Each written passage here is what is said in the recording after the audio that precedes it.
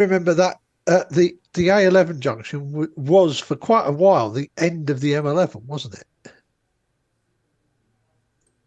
Yes. Now the M11 just becomes the A14, doesn't it? I think. Yeah. I haven't actually Yeah, driven that. about when it hits the A14, when it hits the what was the A45. It's the A45 That goes off the Felixstowe A604. Road. Yeah, that junction, which is now just it became the A604 that took you up sort of Huntingdon way, and then all of that became the A14, didn't it? Yeah, and when Mum and Dad were living over in Irchester, instead of turning right onto the I'd come up the A14 Cambridge bypass. And then instead of turning right and going up to Huntingdon, I'd stay on and use the 422, the Bedford Road. Yeah. Across to the A1, a couple of junctions up the A1, because that way you avoid going through the town centre at St Ives. And then across the B645. Oh, shit. Sorry. We weren't supposed to know, but we've been live for a few minutes. Bastard. You only been live for about 30 seconds. I've got a good green light at the moment. For God's sake, tell us. That's all right. Look, if you'd said anything potentially embarrassing, I would have jumped in. But I would have muted you. About, the great roads of Britain. Yes, I didn't think you were going to say anything overly controversial when you were talking about. Oh, you don't want to go that way. Oh no. Yes. Looks like I got a good green light, so hopefully we'll see how that goes. It all seems to be working. Has Matt left? Oh no, Matt's still here, so we'll see how we go. I was kicking. Sorry, Matt. I was going to play Matt's video first. Well, that's what I'm telling you. Make it sound like I actually was. Matt's video? Yeah, Matt posted a YouTube video. Since our last stream. This is what happens when I now have to go into an office to work. I don't sit here and catch up whilst I'm working. Yeah, well, that's the thing is, the last company, I'd have some downtime every now and then, and I can stick on, listen to a little bit of stuff going on. But I've just been so busy in the new one, so just not happening. Yeah. Did I save my? Hopefully, I saved my running sheet. I think I did. It looks like I did. Matt, there's Matt. Okay. You there, Matt? I think I scared him off. Is there anybody out there? He's run away. He's worried. I think he had to. Hi, Matt here, and welcome to. See, there he is. That's from his YouTube video. Sorry. I should make a soundboard. Yeah, I think while you weren't here, he had to run off and do something, so he's muted at the minute. Yeah, no, that's all right. He's not muted now. Yeah, he's not muted. Yeah. I was going to say, I could make an artificial Matt. I could combine ChatGPT and images of Matt, and we'll make up a artificial Matt. We'll just download lots and lots of science information. Lots of space information. And, what, you mean just feed ChatGPT into a text-to-speech synthesizer? Yeah, make an artificial Matt. Matt, how are you? I'm doing really well. Did you know that the Indians launched a rocket today? Oh, no, I didn't know that, Matt. It'd be an interesting concept.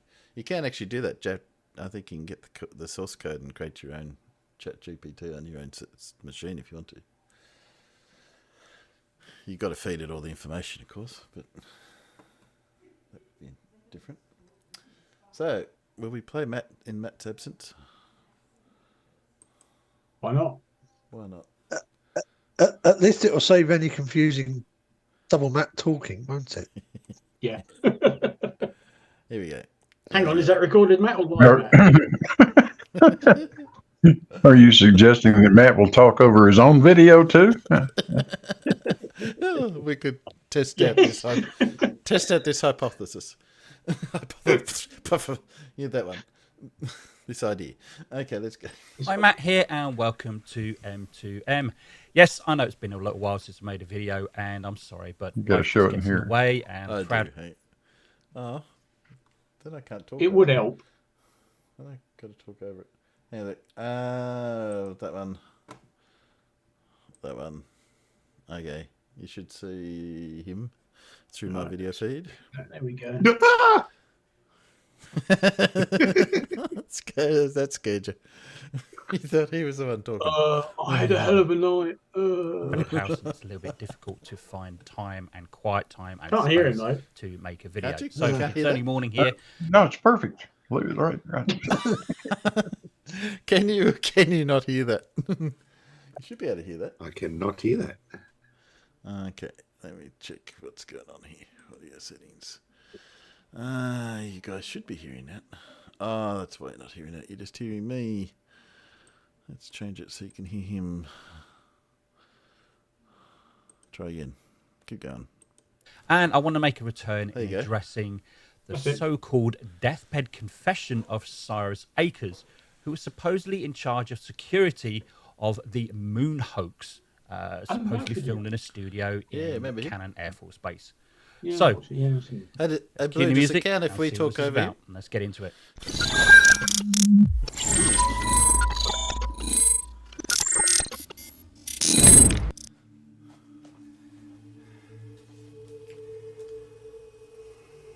I like the eerie music. Hello, my name is Gene Gilmore. My birth given name is Eugene Reuben Akers. I don't want any money for what I'm doing because hopefully this video won't come out until after my death. So I have nothing to gain, nothing to profit by telling you what I'm going to tell you. And a lot of what I'm going to tell you is available online until they see this video. And I'm sure things will start getting scrubbed. Well, as you can see straight away, you know who's behind this. It's Bart Sabrell. As well as moon photos.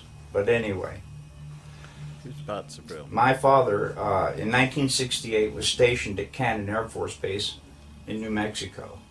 Well, so far, there's been no forthcoming information that his father, Cyrus Eugene Akers, was stationed at Cannon Air Force Base.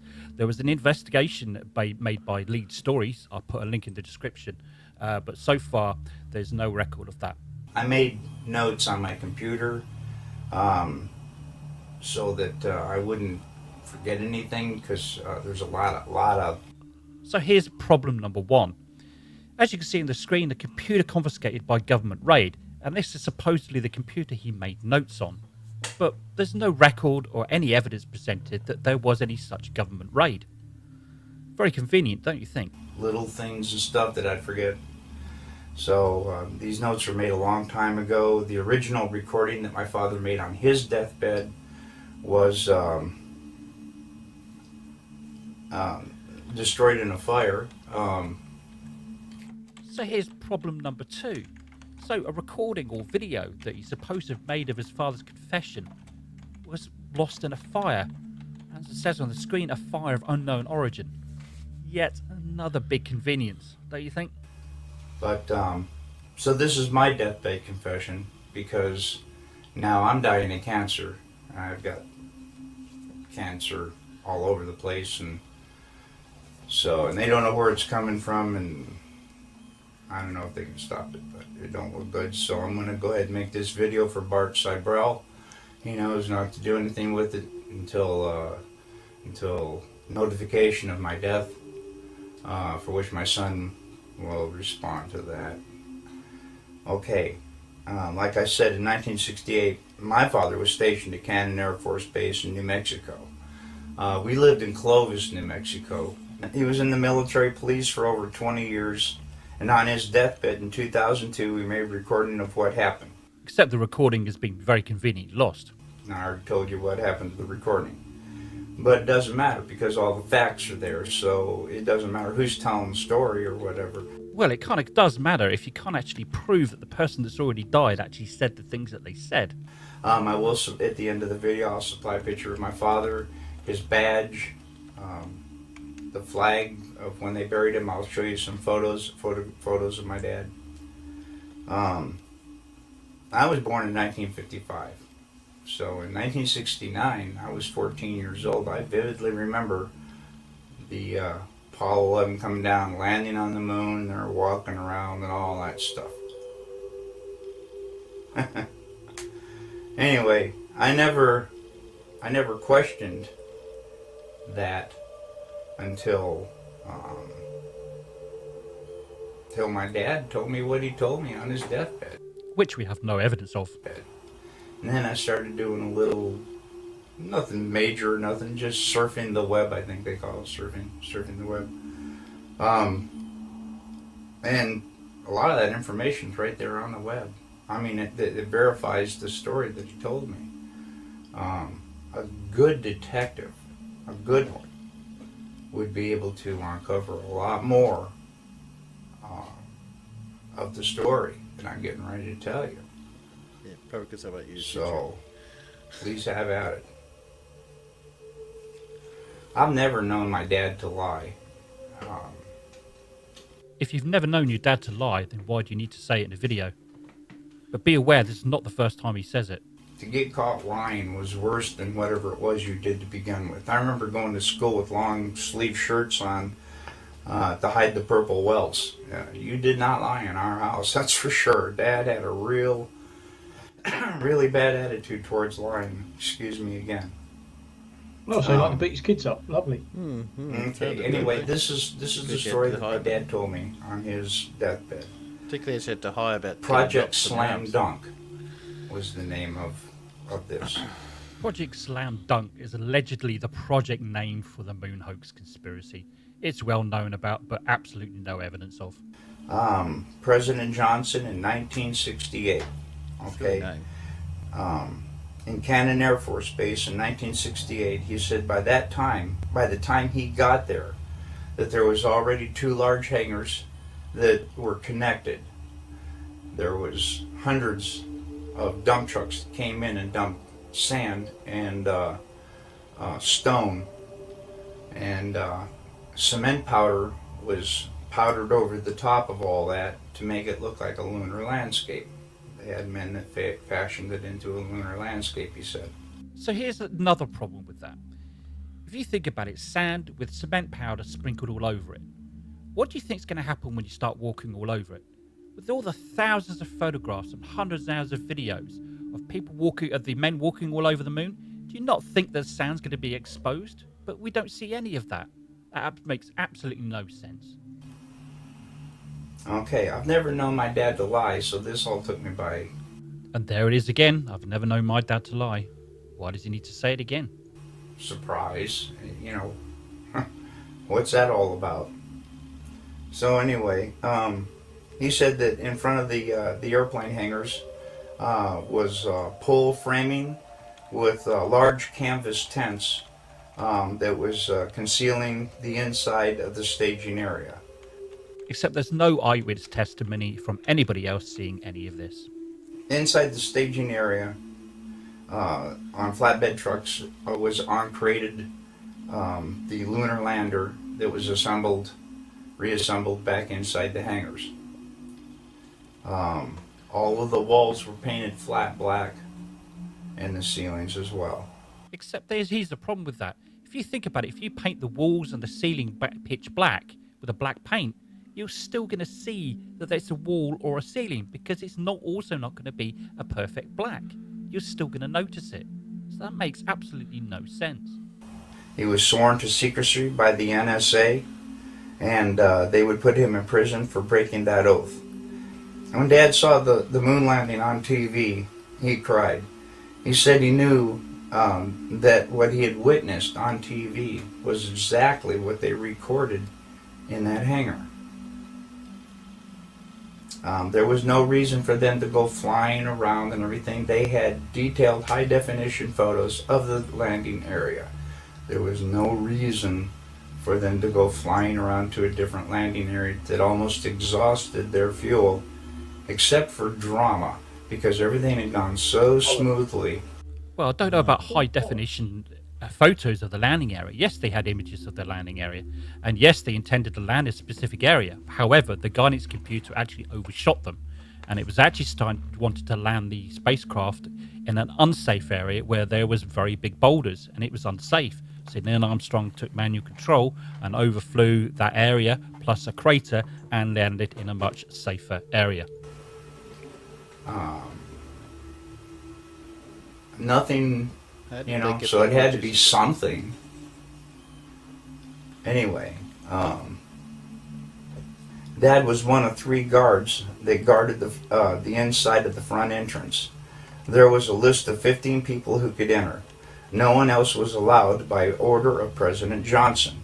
And here is that list. And I gave it to Bart Seibel as well. And he checked out a lot of these names, and he says he can verify a lot of these people and what they do. And I come across a couple myself. Anyway, President Johnson, Neil Armstrong, Edwin Aldrin, Werner von Braun, Robert Emenegger, Gene Kranz, James Webb, Joe Kerwin, Dr. Thomas Paine, Glenn Looney, Dr. Christopher Kraft, Dr. James Van Allen, General Trudeau, Lieutenant Colonel Donald Simon, and Grant Norrie. Now, the only 2 that I really have information on is Robert Emenegger. Apparently, he did a lot of video work and stuff for the Department of Defense. So the DoD did know him, okay? And the other one was Grant Norrie, Norray, I believe, was to the best of my dad's knowledge, was a like some FBI, CIA, NSA, who knows, something like that. Okay. So here's what the about next all the big lighting techs and the camera all operators? the people that he listed on that list was one director. Sorry, but that's not only that. You know, there's everything. A lot of names in there that sort of like, why would they be there? You know, Van Allen. You know, I think you mentioned James Webb. Yeah. Why would they be there? You know, it's sort of like, oh yeah, let's pick people that we know names of, scientists that we know names of, that had some sort of reference to the Apollo show. Just sling a few names in there. What the hell? Yeah. One film director that did all the staging, the filming, the sound, the lighting, the props, and the directing. Just one man, Robert Emenegger. Look up on Google and see what movies he actually did. So one man did all those things. That's laughable. Okay, President Johnson only showed up for the first day of filming. Filming lasted for 3 days, and the entire project was restored to original. And the next problem. There's absolutely no evidence whatsoever that President Johnson was at Canaveral Air Force Base, as they're actually stating. In fact, there's evidence to the contrary. I'll leave a link in the description from a friend of mine who actually dug deep into this, and he'll actually see evidence that he most likely was not there. In other words, the hangars were all taken apart. I was going to say, they're saying this whole thing was filmed in 3 days. Like, set up, staged. That in itself is a bit... The sand was all removed and I call so on and so bullshit forth. on that one. Okay. Yeah. Dad said there was a lot of building going on at the base, so at the time, so sand and cement powder was never questioned. Well, that much power would have been. Smuggle that all in within everything else that's going on. Well, that's just maybe. But what about everything else that was supposedly smuggled in, including the marquees? I'm pretty sure that people would have noticed that.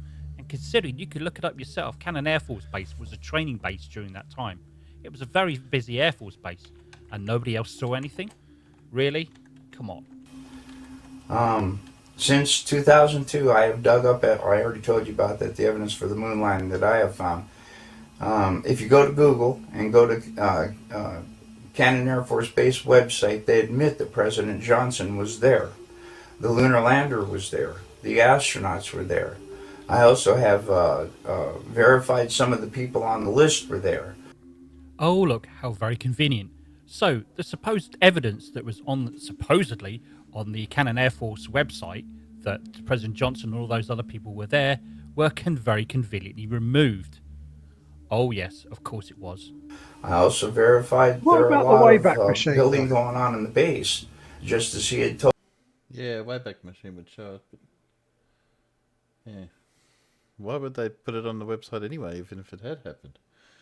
That seems a bit silly. Told me. And all of this was going on at the same time, on the same date. Dad told me all these things father to son. He also told me not to ever tell anyone what he had said, but he said on his deathbed that he had to tell somebody before he died because it was just too important not to tell. So if his father didn't want him to tell anybody, why did he allow him to make a video recording and also to take notes? That makes no sense. I sure as hell wasn't going to tell anybody. Except you have, because you made a video for Bart Sabrell. Yeah, I feared for my wife and me and my son, and I'll tell you why. Ever since I contacted Bart Sabrell, I think they may be listening to his phone once in a while. Because I never had any problems until I contacted him and told him my story. Now,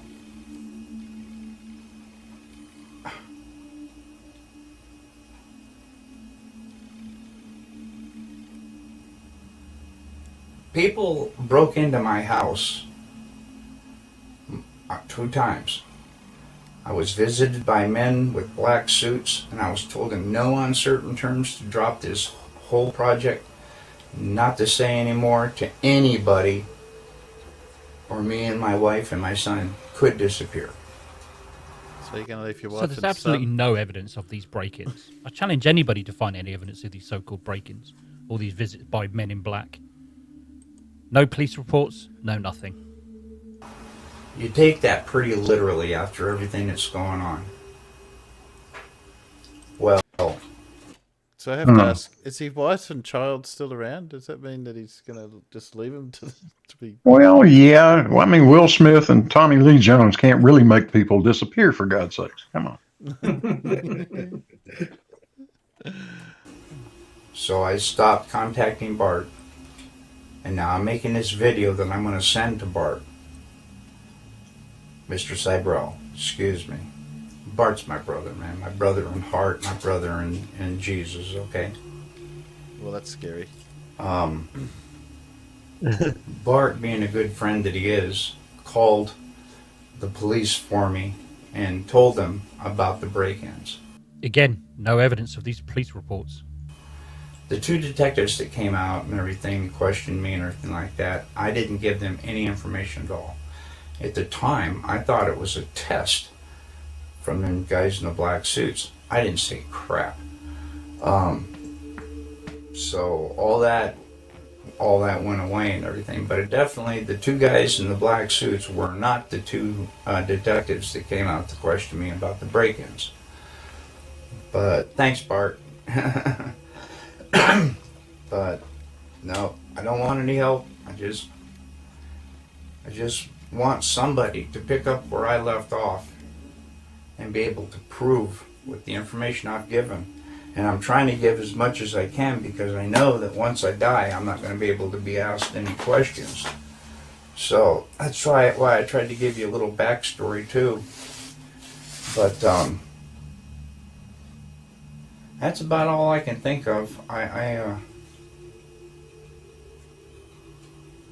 dad, he raised me by the book. I know he didn't lie to me.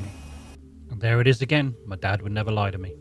And as I started seeing more and more of what he was telling me was true, I realized my dad wasn't lying.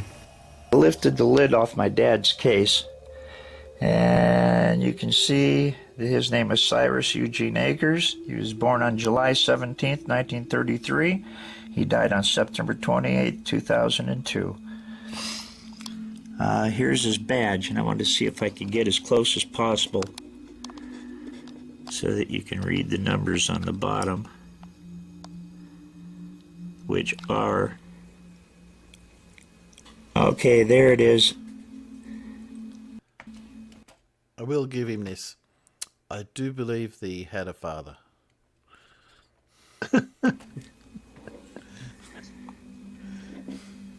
07596. I think that's D. 07596. Yeah, that's a D, not a 0.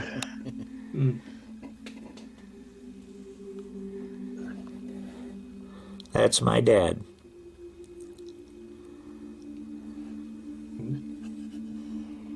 And it must have been a really early picture because he's only got 2 stripes, so that was back in the 50s, I'm sure. Probably not long after I was born. And there he is. That's my father. Okay, so there we are. Let's summarise what we have here, which is pretty much nothing at all. Number 1. Notes on the computer about his father's death confession conveniently confiscated by the government. No evidence. Recording of his father's deathbed confession also conveniently lost in a fire of unknown origin. No evidence. Repeated reinforcement that his dad would never lie, and he would never lie. Claims of sand supposedly sprinkled with cement powder to recreate the moon scene, yet with thousands of photos and hundreds of hours of video footage of astronauts walking on the moon and the Lunar rover driving all over it, we see no sand exposed underneath. No evidence. Claims of moonset walls painted black to recreate the blackness of space while on the moon just would not work because studio lighting is going to be reflected back from these painted walls, and we see no evidence of this in any of the videos or the photographs from NASA. The security clearance list contained just one film director, Robert Emenegger, to do all the directing, the filming, the lighting, the sound, the props and the set, with no crew to help him. I ask you, how likely is that? Contradictory evidence that President Johnson was at Cannon Air Force Base during that time. No evidence. Claims of the other known people to have allegedly been at Cannon Air Force Base, allegedly removed from the Cannon Air Force website during supposed investigation. There is no evidence of this presented. I mean, surely if you were going to try to prove something, wouldn't you have taken screenshots or something of the web page with that information of it? Except that there wasn't. No evidence. Father didn't want his son to say anything about any of this, yet allowed his son to record him and to take notes. Claims of break-ins and threats to his family, but no evidence. The conclusion? There is no evidence of anything that is claimed with the exception that his father served in the military. But that's all they have. So, with everything that I've presented to you, you've got to ask yourselves, how likely is it that this confession even happened, let alone all the events that were claimed to happen within that confession occurred? Bart Sabrell is involved in this, and in my opinion, Bart Sabrell is a liar and a grifter. But I'll let you draw your own conclusions. So that's all from me. I'm done with this. Until next time, take care.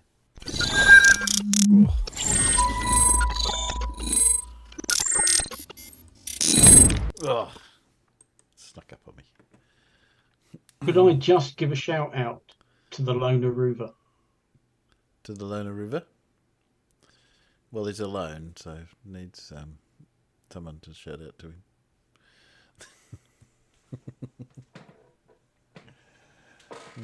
Yes. Ooh. I mean, anything involved with Bart Sabrell is just going to be one big lie because he lies. And he gets punched in the face by ex-astronauts.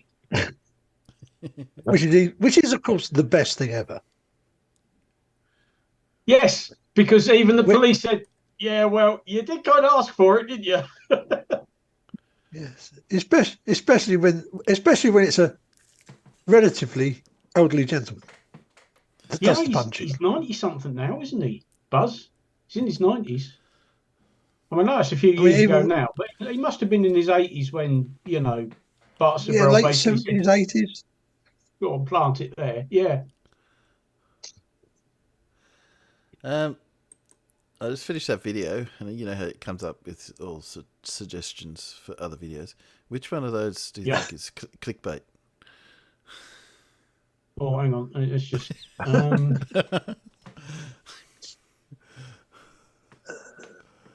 All of them Right, probably, but Yeah, maybe that, certainly maybe the one down the bottom right. yeah.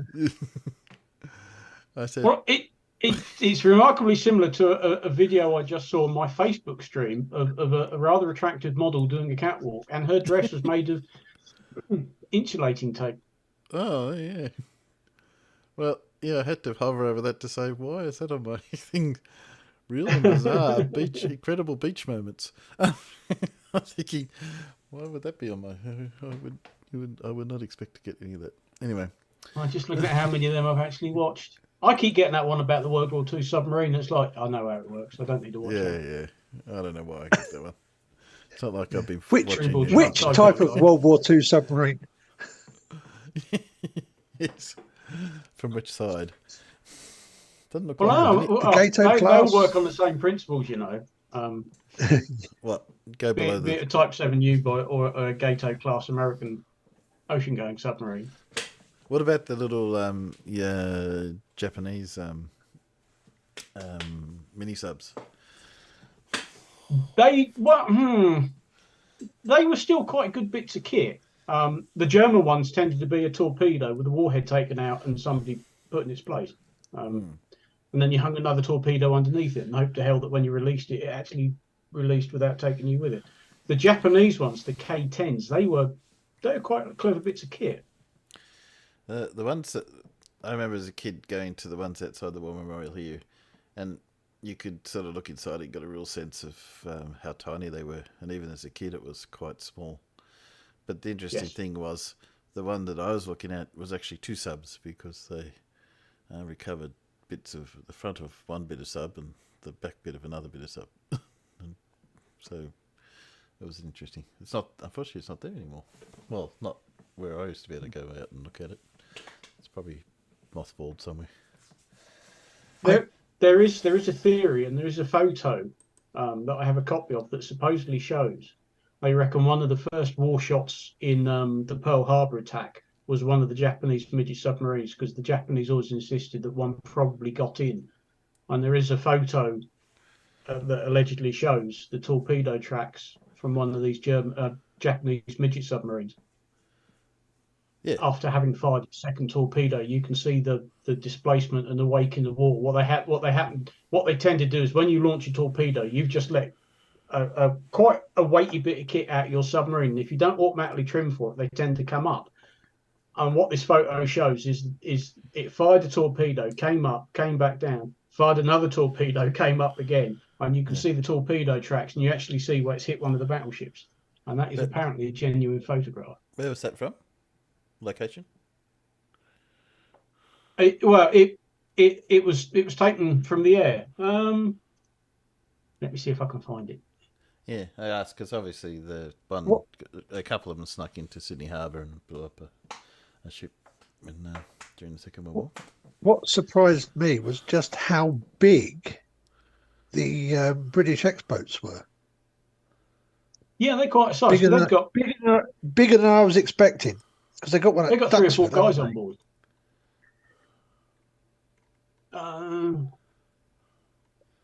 Well, while you're looking up that, I'm not going to bloody find it, am I? I'm sure I saved it somewhere. What else have I got to watch? I got to admit, I was very lean, even without. Oh yeah, I meant to say sorry. I didn't stream on Wednesday. Anyone who may have turned up, but hopefully I got the info out soon enough. But even with Wednesday, I haven't really I couldn't find a lot that was worth pulling up. Not unless you want to watch 6 hours. Oh, you did? Okay. This is going to be a big one from. Oops, Shh, you can. shh, shh. That's something I thought we could watch. Go on. Let me Let quickly me share it. share. You will once I. Well, I can't because the host is disabled participant sharing, and you're the host. There you go. I can share it. Right. Can you see that there photograph? No, I can't. Where'd it go? Oh. Try again. I did. I saw it for a second. Let me try again. I didn't realise taking back the lights was going to kick you off. Yes. Sorry. Right, there we go. This is Pearl Harbor on the day of the attack. Yeah. This is Battleship Row. You see what's going on here? All right. Yeah. That is allegedly a Japanese midget submarine. He'd already fired one torpedo here. He's fired copy another that. torpedo there, and you can see the tracks of the torpedoes. And one's already hit a battleship. All right. Yeah. Yeah. Because they didn't dive very deep anyway. And like I say, when you fire a torpedo, you've just fired, sometimes a couple of tons worth of weight. And now the submarine's lighted by a couple of tons. And they have a habit of coming up when you do that. So you have to trim water on board to bring the submarine back down. And that's allegedly what all this disturbance in the water is. He's fired one torpedo and then quickly fired the other one, because I think they carried two anyway. And you can see the torpedo tracks and an explosion in the side of that battleship. There you go. Yeah. I just thought that they And didn't for a get- midget submarine, a torpedo is going to be a significant amount of mass, isn't it? Yes. Proportionally. Well, that's one of the reasons why submarines have trim tanks, to maintain the balance. And one of the things they have to do, as soon as you fire a torpedo, you've got to bring in the same amount of water as the weight of the torpedo you've just fired. Otherwise, you tend to get a bit light in the nose. Although these days, torpedoes aren't carried in the front anymore. They tend to be more midships. No, But Dora, I just think that's an interesting photo. I don't know. I don't know the provenance of it, but it looks pretty genuine. Dora You can wants to see the know where. attack's already underway. Yeah, Dora wants to know where the tanks are, farmers. There's lots of fuel tanks, but there's no tankety tank. Sorry, I don't do just tanks. Yes. But anyway, there you go. There you go. Thanks for that. Well, as I said, I didn't find a lot, but I don't know. Did anyone sit through the 6 hours of Toon and Jaren?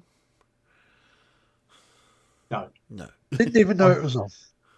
I think it was still running when I got up to go to work. What was it, yesterday, the day before? I can't remember when it was, but I sat down at the laptop and was like, oh, MC Toon's still live, which he sometimes is because of the time difference. And it was Jaren. It was just, I listened to a couple of minutes of that and thought, nah, sorry, you're full of shit. I can't listen to you.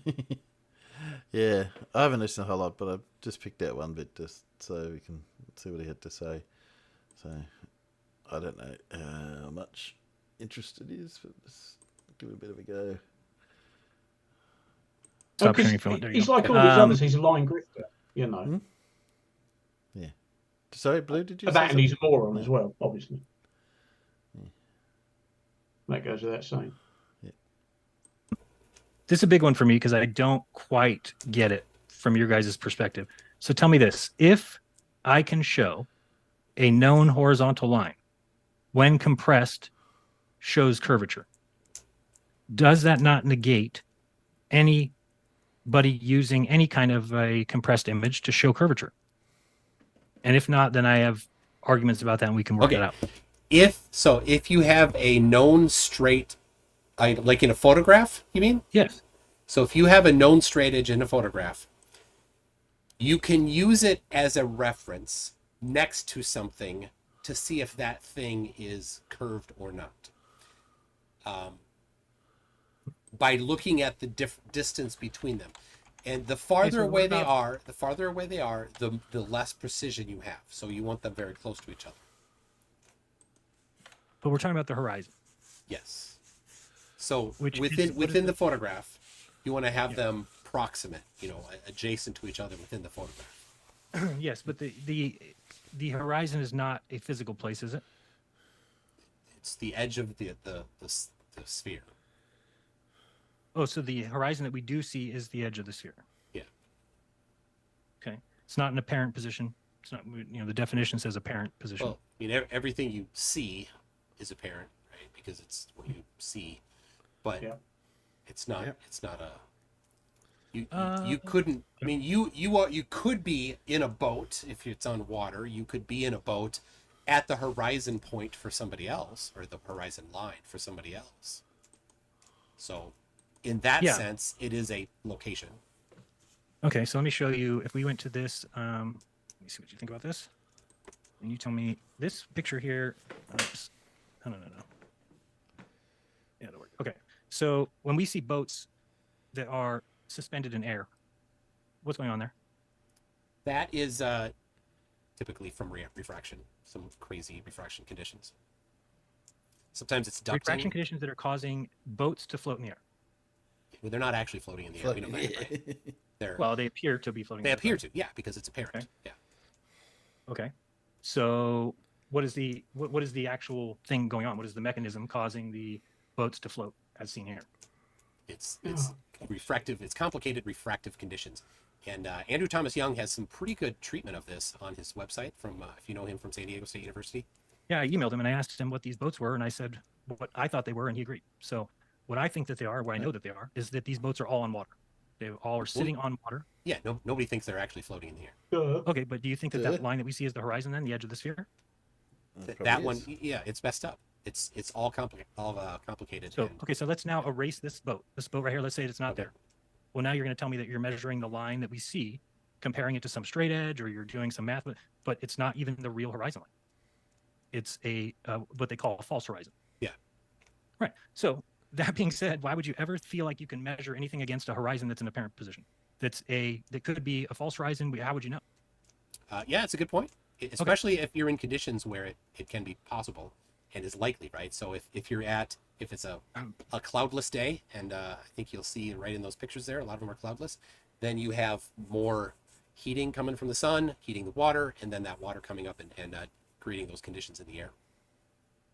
Okay, so, and I don't even think that's I'm just pointing out that you see the horizon line move. Sure, and at higher elevation, you're going to reduce those things. Okay, well, but I hey, still see, if I don't prefer looking at the horizon. Okay, so right? There's definitely other better ways that we can establish the shape of the Earth. But would you agree that you know, all the time, you know what flat earthers ask for? Show me a picture of the curve of the horizon all the time. So for you then, Jaron, you would not want a picture of the curve of the horizon. You would never ask for that. You would want something else, right? Because I don't think distrust, the curve of the horizon is. Yeah, you distrust that. But it's not many flat earthers, you go on Facebook all day. Oh, where's the picture of the curve? They all want the left to right curve of the horizon, right? Okay, which doesn't even make sense to me. Left right curve of the horizon, because if you had a curve of the horizon, then if you started to turn, how would that circle complete? The geometry is a little complicated, and sometimes people don't get that. But it's not that complicated. Well, what makes more sense to me is that we are the radius of a circle. That's our view. That's our. Well, I can answer your question though. I can answer your question. Okay, take a hula hoop. Right. And put that hula hoop about neck high around you. Right? Correct. And then when you look at the edge of that hula hoop, the part in front of you is going to be higher than the parts to the side. They're going to be coming down, right? Right. And if that hula hoop stays put and then you rotate 90 degrees, what's going to happen? You'll see the same thing. You see the same thing, and that's what you'll see on the surface of a curving Earth, right? Okay. So you would not on a flat Earth. No. Well, yes. Why wouldn't you? If we can only see us, if you're saying no, then that would be the equivalent of saying I can see further in one direction than the other. Because if I can't, then I'm a radius of a circle, and therefore, no matter where I turn, I can always. Yes, Al. Jaronism is actually right here. If there is a mechanism on the supposed flat Earth that restricts how far you can see, and it restricts it to the same distance in all directions, then you will see exactly the same thing on a flat Earth as you will do on a sphere. Yes. by definition, because he's just restricted your distance of vision to a circle. If you argue, then how do you describe ships going over this mechanism? Oh that no, disappear I'm from just the map? saying for the shape of the shape you would see of the horizon, like if you photograph it and then they do that compressing together bit. Oh yeah. If You should do the same, if you yeah. had a flat Earth that had a mechanism for restricting the distance you can see in any direction, so that it's always the same distance, what you would see in a photograph and what you would get from compressing that horizon horizontally would be identical on the flat Earth model and on the globe model. Except for the fact, Alan, that you still wouldn't be able to see those things that are beyond the horizon because your Yeah. vision would be limited, wouldn't it? And those mountains that are those mountains that are 80 kilometres behind the horizon, you wouldn't be able to see because apparently your vision would be restricted. So, Yeah, Paul, I know there's lots of I mean, I realise there's lots of practical reasons why it doesn't bloody work. Yeah. Most important, of course, of which is that we live on a giant oblate spheroid. But I'm just saying that given what Jaron is trying to claim and what Lefleur was claiming, with that, if you can limit vision to a circle, then it's going to look the same on a flat Earth and a globe. But yeah, there's lots of things that are going to break it. yeah, exactly. But yes, you'll still get a curve. But that's what's so funny when the flat earthers say, "Oh, it doesn't curve," but you can say, "Well, it does, and it should on a flat Earth as well." But Yeah, but the other argument, but just the horizon, not the other stuff. The thing is, this limiting vision type thing. It's like it seems to be very convenient what gets limited. Yeah. See the same distance, which means that view circle would be a circle. And if not, why not? I mean, So I'm not saying anything difficult here. So the hula hoop stops, right? There isn't any hula hoop past the edge of the hoop. Correct. But on a flat surface, it keeps going. And Robotham talked about this, and he was correct in this, that on a flat Earth, the horizon should rise to eye level. Which now, does, well, I mean, it doesn't rise to eye level, but it does rise with you. He thought that it was a disc. I mean, we've seen his map; it was an AE map. Mm-hmm. And he was not an infinite planar, which is much more common now. But even if it's an infinite plane, then it should be zero dip of the horizon. If it's not, then it should be a tiny, it's like 0.001 degrees, depending on the direction. Again, we just showed you where there's a lot of horizon dip going on over here. That has nothing to do with the shape of the Earth, right? It's just a optical illusion. So to say, oh well, we would see no. Hold on. We didn't establish if that was a dip or not, right? The horizon might be there, and the boat might have been raised, or the horizon could have been raised or dipped, and the boat was where it was. Probably all of them are not where they actually are if there was no refraction. When have we ever seen the water above or raised? Skunk Bay. Okay, so okay. Right? Moving. Yeah. Yeah. It's all growth. All right. Now, a lot of people in the audience might not know what we're talking about, right? There's. I could find it. Yeah, but it's not Skunk. What's the? It's not Skunk Bay. It is Skunk Bay. Skunk Bay. Okay. So Skunk Bay. It was. There's a time lapse video where you can see the horizon moving up and down throughout the day. Yeah, I meant like, so for instance, if these boats are floating, we never see water up that high. You just might, but you wouldn't know it because you wouldn't have the boat floating. I think it would look a little bit weird if water was above your eye line from the beach. I think we would see like, that's weird. The water's way up high. It looks like it's ramping up to the sky, but it doesn't do that, right? Well, we aren't very good with our eyes at measuring eye level. True. Right? You look out an airplane window and you're like, oh, does it? But when you actually measure it, no, it dips about 3 degrees or 3.5 degrees, depending on how high you are. So when you actually measure it, but people look out a plane window and they think that it's all the way, it's totally there. All right, yeah, there's Skunk Bay. Right. So what I'm saying is we see videos of the boat floating like up here. It looks like it's up here, right? Yeah.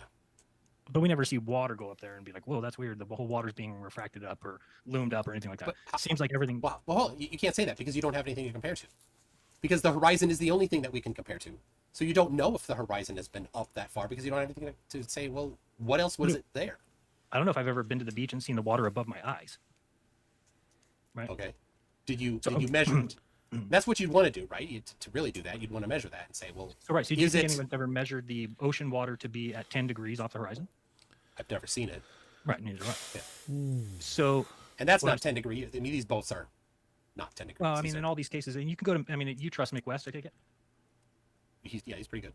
Okay, so if you go to his Metabunk site, they've got a whole thread on this, Yeah. and they go through and they show how in every case the horizon is behind the boat, right? The horizon is in every case. It's not one that they didn't There find. goes. Where and they even go as far as to show like people walking. I want to see this down, like, image that shows. Okay. And we'll. All right. Do you see what I'm sharing there? Yes. All right. So this is a line I made in Photoshop. It's diagonal, Oh yeah. and then I compressed it horizontally. It's Yeah, not. but you didn't take it's a not photograph of it. Hold on. I'm building up to Nobody's something. Don't get ahead of me here. All right. Nobody's So- disputing that you can draw lines on All it. right. So here's two lines. Are they both straight? This has nothing to do with okay, but we're talking about taking photos, not But hold on. I got photos, man. Are they both straight? yes, There's the compressed. Are they both straight? no. No, they're not. This is the same one. Right. The top one is still straight. The bottom one has a little curve to it. Right. So Wait, here's- that's not even photographs. That's just done in paint. This is just Photoshop. Yeah. So hold on. So Wow. all right. No, Jaron, you had mentioned last time that you were gonna do it. You couldn't get your paint program to work. You were saying that diagonal stuff when you compress them, just in a paint program will curve. So if it's No, diagonal, if you take a photo of it, dude, Here's people, the did thing. you read? You should have read the comments. I'll have to go back and check. But Yeah, what I'm because basically saying, if I didn't say it right. everybody's impression was that you thought that diagonal lines in a computer, when compressed horizontally, would get curved. No, they would because again, if Okay. it's a diagonal line that goes from pixel 25 to 29, and when you condense it, you're going to have the same ratio. It's still going to be a diag. Yeah. All right. Well, here is the. That is really weird. I wouldn't even expect that. All right. Well, So now, but now you hold just on, this is proved my me- time to present. Come on, buddy. Oh, sorry, my bad. Real quick, So now he's caught out. He's saying that's not what I said. Well, that makes it arguing a bit mute and boring. Like all of these idiots, when they get caught out and things are demonstrated to them, they all get flustered. No, that's not what I wanted. Yeah, obviously. Why would I say that? Well, you did. Show me So- evidence. There it is. No. Skipping through. That wasn't the evidence I actually wanted you to find. No, I didn't I want you to wanted you find to find evidence. evidence that backs up my dumbass assertion. So this was 6 Thanks. hours. This was a long video. And Well, it like I was- say, he was still streaming when I sort of got up and had breakfast and went to work, So God knows what his time that he started. So now we're talking about NASA. Is that what we're up to? So I'm just skipping through to try and see things they covered. Yeah. Oh, he's trying to say the Bible does say this. There. let me get the Hebrew here. Oh, God. Hebrew concordance. Oh shoot, you're not going to list the number for me. I got to go back here and see what the number was. 22 something. Oops, there was 2329. 2329. So I mean, just to me, I would never just say like if people were saying, I try to put myself in your position, but Aye, that's stretching. I like to place to his thing up, doesn't he? Now we got car. Oh, this supposedly Tesla didn't go to space. Is that what I'm guessing? What do I say on it? really rather than have these conversations with you, I should just have a conversation with the book. We just could get the book. But all right, no, this I was reviewing this. This actually talks about oh crap. Oh, I have stuff in it. Fell out. Hold on. money. No. Receipts. I had. Yeah. Oh well. Then he doesn't talk to him for a while. That was long. Okay, let's not do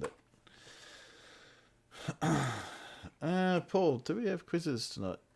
Just follow me. You there? One. I've got a hard quiz for you, Got a hard quiz? but no music quiz.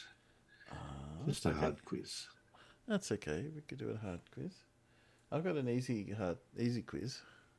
Okay. But, well, when I say easy quiz, I found that someone else's quiz online. I thought, Oh, that's easy then. that was when I say easy, it was easy for me. We do have Lindsay, and I thought we should do Lindsay. Because good. This intrigued me. He had a All the video. ancients knew about. He's covered his screen. What's that all about? Oh. We've got to pay to see it, do we? Probably. I don't know. Well, I can quite happily go to my deathbed not seeing it then. So, Are we playing bingo on this? Yeah, of course we're going to play bingo. Rules. The current rules apply. Get 5 in a row. You can say, "Yay, no more, no more." I added a couple of words. Sorry, I've got to do this. Let me just switch you guys. Because I had this all set up and then obviously I rebooted and I lost it. So I'll just quickly... I added a couple of words to the bingo. So I'll try and add a few words every now and then just to make it more interesting. Ooh, I don't want to do that. I got to spell black hole correctly. How do you misspell black hole? I just accidentally posted the whole chat in there, that's all. I wasn't really spelling black hole correctly, miscorrectly, whatever, that word, I just didn't say properly. Okay, let me paste that in there. And there we go there. There we go, generate. And then I've copied that to these kind people out in the chat. And for you guys, I'm not commenting on whether you're kind or not, but you know, by association. Black hole. Yeah, that looks right, no? What word are you talking about? Black hole. Depends on your accent. The auditions. Give the big Cool. There we go. So, let me click on that so I can generate my own. Oh, I've got 2 black holes. Oh, I forgot to take the first one out. There you go. Oh, yeah. You're lucky if you get 2 black holes. Yeah. Well, he's got multiple black holes, hasn't he? And they're in the same row. This could be good. You're lucky. Yeah, I've got all the rubbish ones.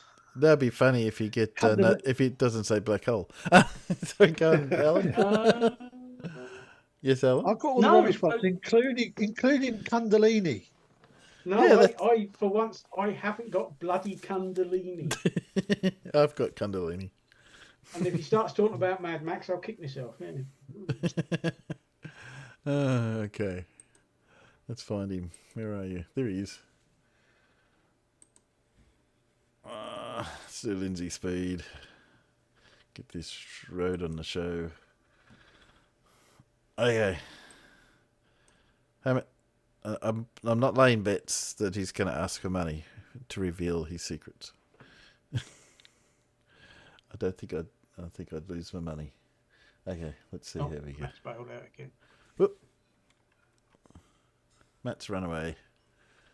Yeah, well, he's busy, obviously. Family and stuff and things, and he's got things to do. That's what happens when you don't live on your own at home. No. Yes, this is true. People interrupt with. Yeah, this is what happens to me regularly on a Wednesday before we even get to the stream time these days. People interrupt your. People turn up. There we go. Yeah, I don't have that problem here. Certainly not the weekend. And 3-year-olds don't really understand it. Shh, Granddad's busy. No. They don't get a lot better when they get older either. They still don't seem to care. They don't. Sorry, I've had a bit of a technical malfunction. I'm fixing in the background, but I'm keeping it quiet. I'm keeping it quiet so you don't know about it, so that you don't realise. Oh, Clive says that their link for bingo doesn't work. Okay. Only was taken to the front page. It should take, and then you go generate. So I'll post it again, or post. That should work, Clive, hopefully. And you should get Lindsay and then generate card. Oh, I've just had to exit gen another card and I don't get Cantalini. Oh, how sad. There we go. Let's go. You could do that, you know. You could just generate cards until you got a card that you liked. Anyway, let's go. Hello everybody, welcome to my site. I call it the Tomb of Illumination in regards to the illumination of our earth, the possible illumination of man, the opportunities out there for every man to be illuminated, go through his second birth, come into the light, open up the rest of his brain so he can see things for what they really are, see the truth from, truth. I've got you know, truth. the proverbial out the back bit. And where this illumination comes from, what helps create the illumination of man, and it's all associated with birth, rebirth. Now, if you haven't seen my videos before, that's a quick rundown on what I do. I explain all the systems involving spiritual awakening and how it's connected to the flat Earth. Goes along. So I've got all the physics. Or I can describe the whole system, right, the whole flat Earth system. That's all been hidden from the public, that all the ancients knew about. And this is where I got most of my information from, what the ancients have left us.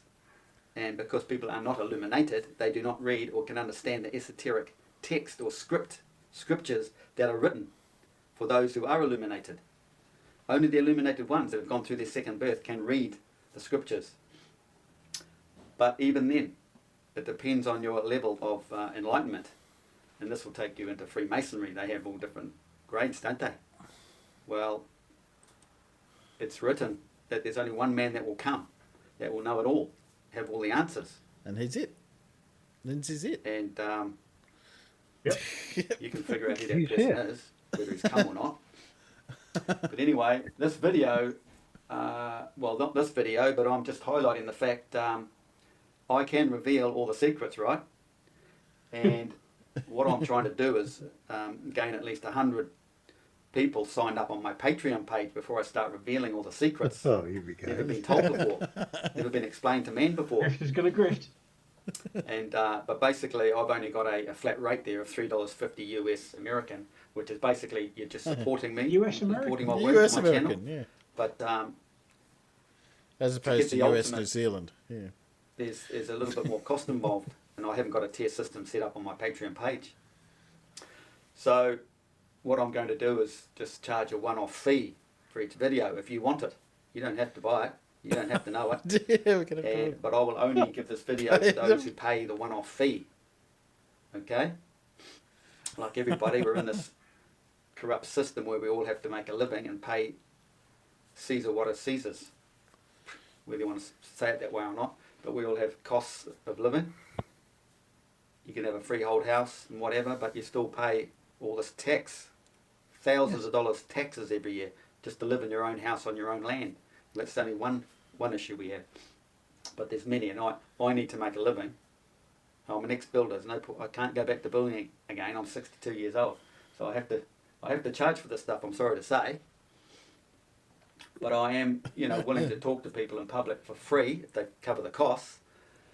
For free, what I have on the board here is one of these divine stories that have never been told before. And it's in regards to the Revelations 13:18.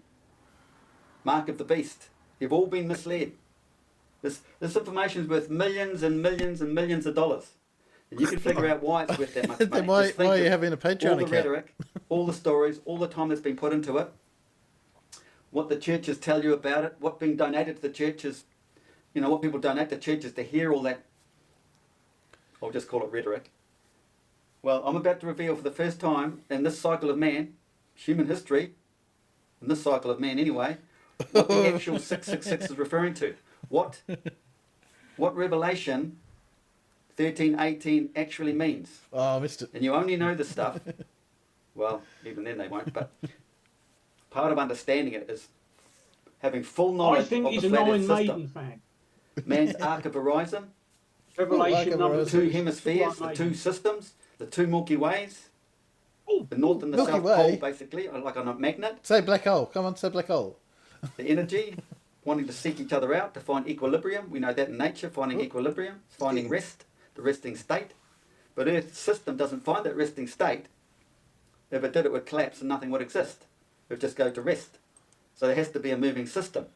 And that moving system is contained by what we call the capacitor plates, known down here in physics and science, and the dielectric gap between.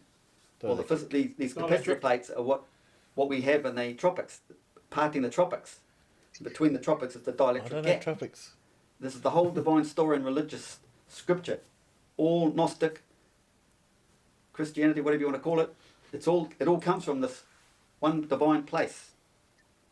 And in science, they know their magnetic field is very weak in the tropics, don't they? Very strong at the poles, because they come out of the poles, but they come to that plate. And Okay, we had enough? Because I got bingo. Yeah, thank God.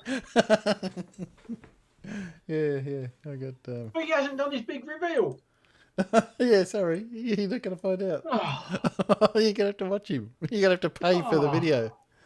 Yeah. I see I got magnetic field, and because I had magnetic field, I got field, and equilibrium, spiritual awakening, and system. There you go. I ain't got magnetic field. Bollocks. I didn't get black hole. Well, anyway, we've Black hole been would've saved. You've been saved. No more, Lindsay. Ah, dear. I could be worse. I've got other FE we could put on. Could be worse. Could be raining. Could be raining. Not yet. Not yet. Hang on. Transition to you guys. There we go. Ah, there. So, will we do an easy quiz or a hard quiz first? What do you reckon? Go straight into the hard one. Go straight in the hard quiz. There you go. My farmers have spoken, Paul. Okay. You should have streaming rights. Does it make any difference which order you do it in? You know, a quiz is a quiz. You either know about Operation Arse or you don't. Yeah, that's right.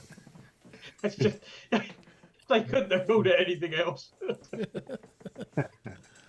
Oh dear. Oh. There we go. Oh, there we go. Oh, hello. Hello, lady. They don't look very hard at all. I got something in my eye, and it's not these. I'm gonna say, they look lovely and soft, not hard at all. All right, you're ready to go. He's leading you into it, Matt Allen. Just leading you into it. Okay. Go for it, Paul. Question 1. A calibration curve used in this technique can be updated with wiggle matching at the Hallstatt plateau. Was that something to do with the title screen you just had up? Yeah, definitely. No. Wiggle matching, yeah. That's jiggle matching. Oh, jiggle matching. Wiggle, jiggle, you know. Okay, another clue. Both the Suez effect and the marine reservoir effect inflate estimates obtained via this technique. What is this technique?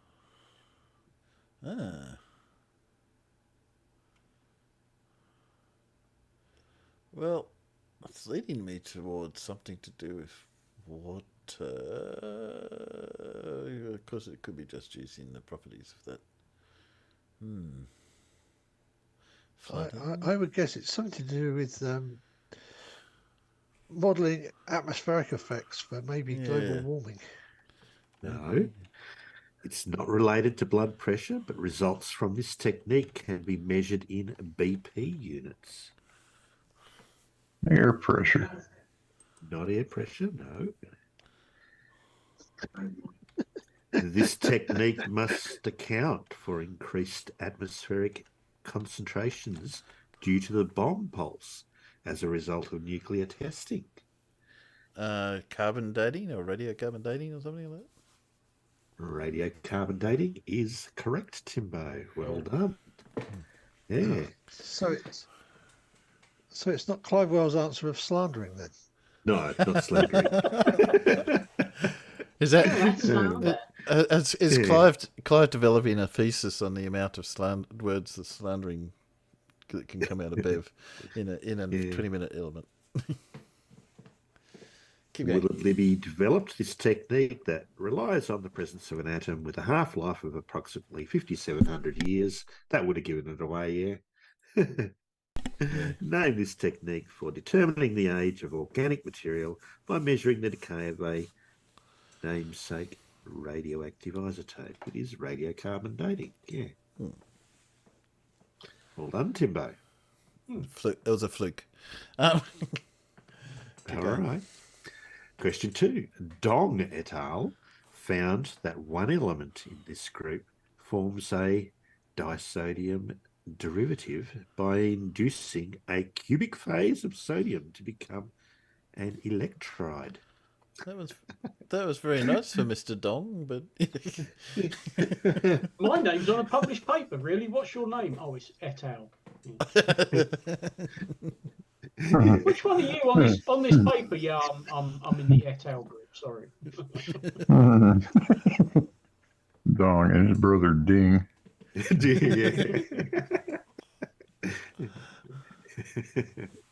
Because one member of this group has a similar ionization energy to oxygen, it reacts with platinum hexafluoride to form hexafluoroplatinate. oh, that's full of A. I know hexafluorocarbons, carbonate, but Not the alkaline metals, no. Oh, no, that retracted his. They're making Gatorade. These elements appear at the peaks of a diagram plotting ionization potential against atomic number.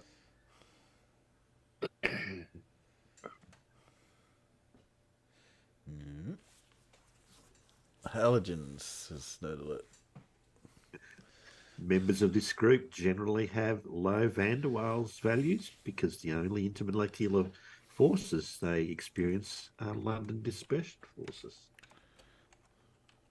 Oh. Would that be the SPG then? The SPG? Farmer's got the joke. if you wanted to disperse a disturbance in London, you called the special patrol group. Okay, yeah. There's no room for racists in this police force. I'm transferring you to the SPG. A shortened electron configuration for most atoms can be written by placing one of these elements in brackets.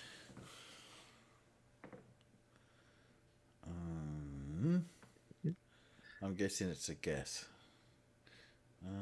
Name this group of elements that have full outer valence shell, exemplified by xenon and helium. What are they called? The noble gases. Noble. They No. are. They are the Noble gases. noble gases. Ooh. Yeah. Oh, I'd probably accept Nerd Alert's answer of the halogens. There you go. Hmm. Noble Okay. elements. Did you between Noble noble elements, elements? Yep. Okay, question 3. One formalism used in this theory defines shift and lapse functions to relate a set of surfaces.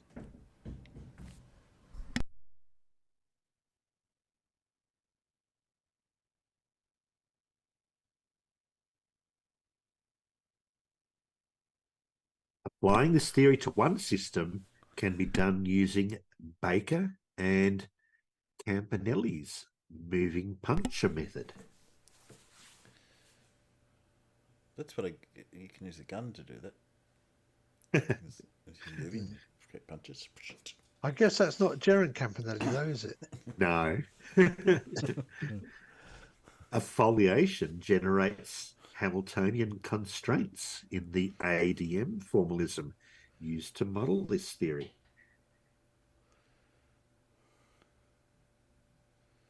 We have a correct answer out in the peanuts. Ah, there you go. Okay. Well done, Clive. Clive Wells got it. It's general relativity. Yeah. This theory predicts in spiral and ring down phases during mergers of compact binaries. I still wouldn't have got As it. in No, LIGO. that's- Yeah. This theory predicted an effect that only arises time-varying quadrupoles and was treated by tested by huge interferometers in Washington and I would have got it now. Louisiana. The LIGO things, yep. Yeah. The main equation of this theory states big G sub mu nu plus lambda times the metric tensor equals 8 pi G times the stress energy tensor. You would have got it from that, surely. No, probably not. Oh, yeah. The one before I would have. This theory predicted the anomalous precession of the perihelion of Mercury and gravitational waves. You would have got it. Yeah, it's from that. good for that Well, one. that one, Yes. that's not the Good previous one. Bloody hell. And this theory formulated by Einstein, which relates gravity to curved space-time, it is general relativity. Yeah. Definitely would have got it from the last one. Yeah. I nerdlets realizing Euclid. No. Question 4. For a massless field, this quantity times helicity gives the Pauli-Lebansky pseudovector. Never heard of him.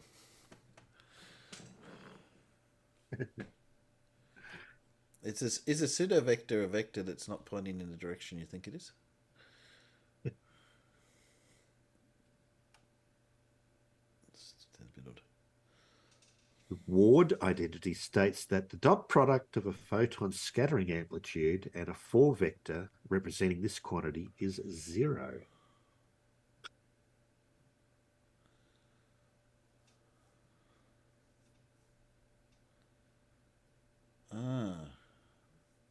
Something to do with light, maybe. The time derivative of this quantity's expectation value equals the negative expectation value of a scalar potential's derivative with respect to x per Ehrenfest's theorem. Not doing something like Riley's criterion or something like that, are we? No, it's not Riley's criterion. Negative h bar times the gradient is the operator for this quantity. Negative I. No. Blind Bambi. The conservation of this quantity is implied by translational invariance, according to Noether's theorem. Momentum? Only because I know of conservation of momentum. Yeah, hardly because you're copying Clive. Oh, Clive got it. Clive got it before me then. Which kind of momentum? The one that Kinetic needs energy conserving? equals this quantity squared over twice the mass. It must be rare. It must be rare and endangered because it needs to be conserved. So anyway, this quantity is conserved in both inelastic and elastic collisions. What quantity is equal to mass times velocity?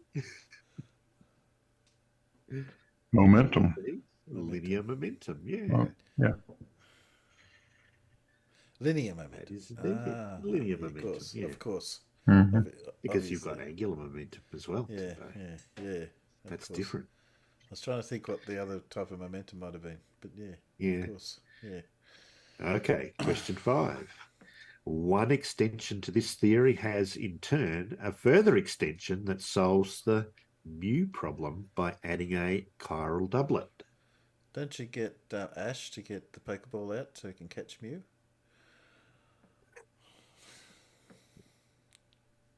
First movie, Pokemon movie. They went out to catch Mew.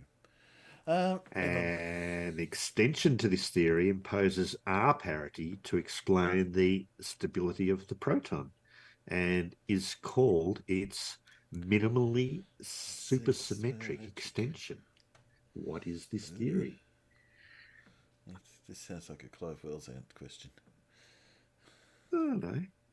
We'll see. The anomalous G factor, that sounds intriguing, of the muon is evidence of the incompleteness of this theory, which has 19 free parameters requiring experimental tuning.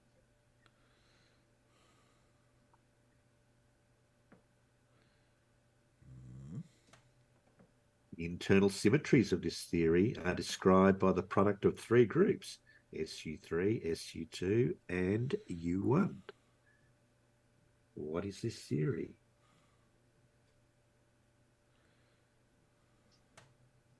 The components of this theory would merge in a GUT, or grand unified theory, and would be combined with gravity in a theory of everything.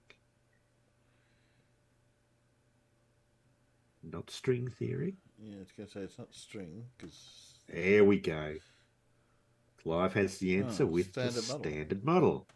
The Higgs boson was the final detected prediction of what unifying framework of particle physics? It is the standard model. Standard model. Well Oh, done. there you go. Yeah. Yeah. Okay, question 6. The extent of this task is quantified by the Thales assay.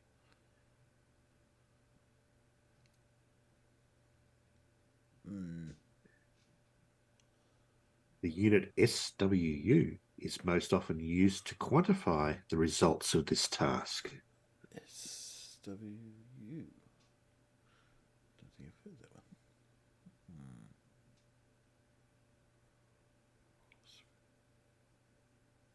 Where are we?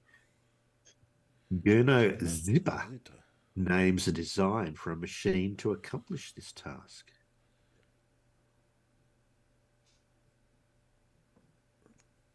Okay. One method of accomplishing this task uses a 16 micrometer laser for selective excitation. Gold purification. No. Uranium enrichment, I think. That is indeed it. Well done, Blue. It is uranium enrichment. This is what I do. The K25 plant designed to perform this task used a less than 1% difference in molecular weights of hexafluoride uranium in the gaseous diffusion method. Yeah. That method for this task was superseded by the gas centrifugation method, which uses a compound of a heavy metal bonded to 6 fluorine atoms to perform this task by collecting the lighter gas at the end of each cycle. Yeah. And this task that aims to separate the fissile 235 isotope of a certain actinide. And what you see there is a reasonably large tunable dye laser. Do you have one of those in your back shed? No, it would take a little bit too much power to run that. Uranium enrichment was the correct answer, yeah. Question 7. Paul wins a Nobel Prize for enhancing ducts to generate power to run grade lasers in his back shed. Yeah, go on. In liquids with this property, the Moses effect can create a well. Why do I think I've heard of the Moses effect? Maybe it's got something to do with parting of the Red Sea. Oh, I have heard of that, but no, it wasn't. It was along separating stuff, obviously. Yeah. All atoms possess the core version of this property.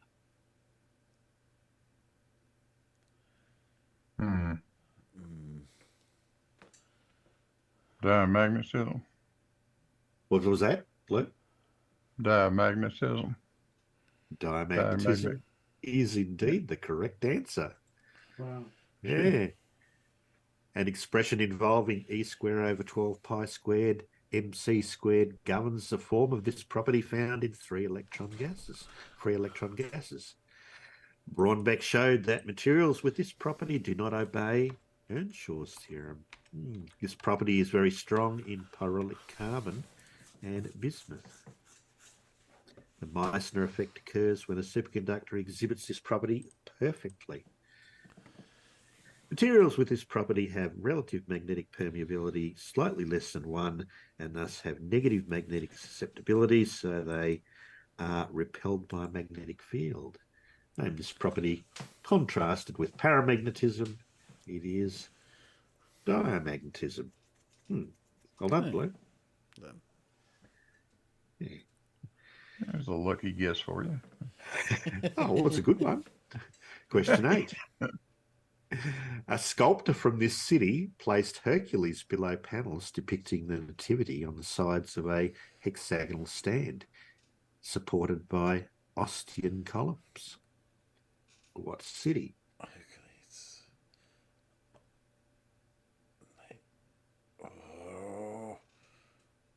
visualize that.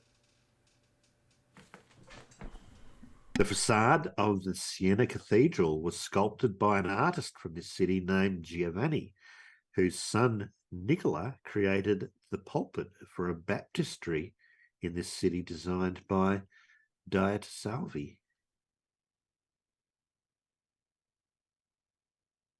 I don't think it's Venice. The largest medieval Islamic sculpture is a griffin housed in the city's Piazza del Miracoli.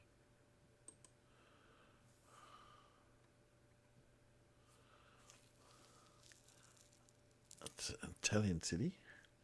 Yeah, disastrous 1930s restoration efforts on a campanile in this city involved filling thousands of drilled holes with heavy cement. Pizza is indeed the correct answer. Well done, Blue. Yes, that was the Leaning Tower, wasn't it? Pisa. Yeah. False arcades appear in this city's namesake Romanesque style of architecture, exemplified by a bell tower that has had 870 tons of lead counterweights added to its base to offset its sinking caused by loose soil. Yes. Named this Italian city home to the Leaning Tower. It is indeed Pisa. Pizza. Yes. Yeah. Always check your foundations. Yeah. Yes, that's right. Question 9. Mark Saturn published a manual for doing this action while working with Super.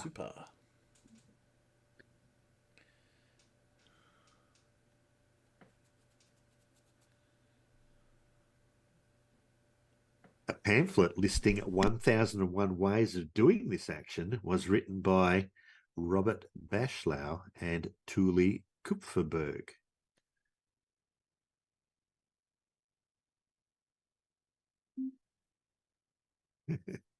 Not breathing.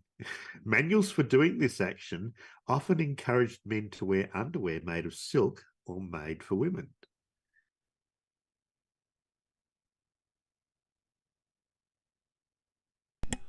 I had to suggest what it might be he's thinking of. An athlete justified this action by claiming that one group had never called him a certain racial slur and that he had no quarrel with them. Slander. Slander. No. An act signalling the intent to do this action was protected by the case US versus O'Brien.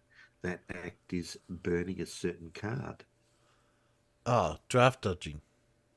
Draft dodging is the correct answer, Timbo. Well done.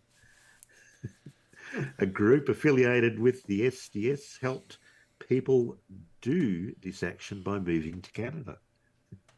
Muhammad Ali went to prison over his decision to do what action? Dodge the draft. Yeah, draft dodging. Yeah. Yes. Okay. Here's one. Question 10. In 1976, two girls claimed to have seen this region's owl man hovering over a church bell tower. I was going to say that rings a bell, but no. Yeah.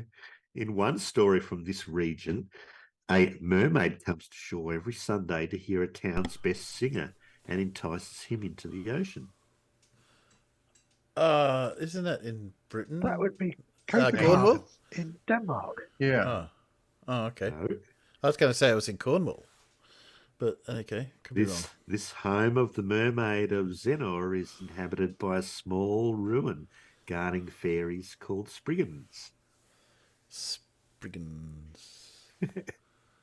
A king sneaks into a castle in this region disguised as Duke Galway, after falling in love with the lady Igraine. Yes, and in the film version, he didn't even bother taking all his armour off. At night, from this non-French region's sunken kingdom of Lioness, accidentally drank a love potion on his way back from Ireland.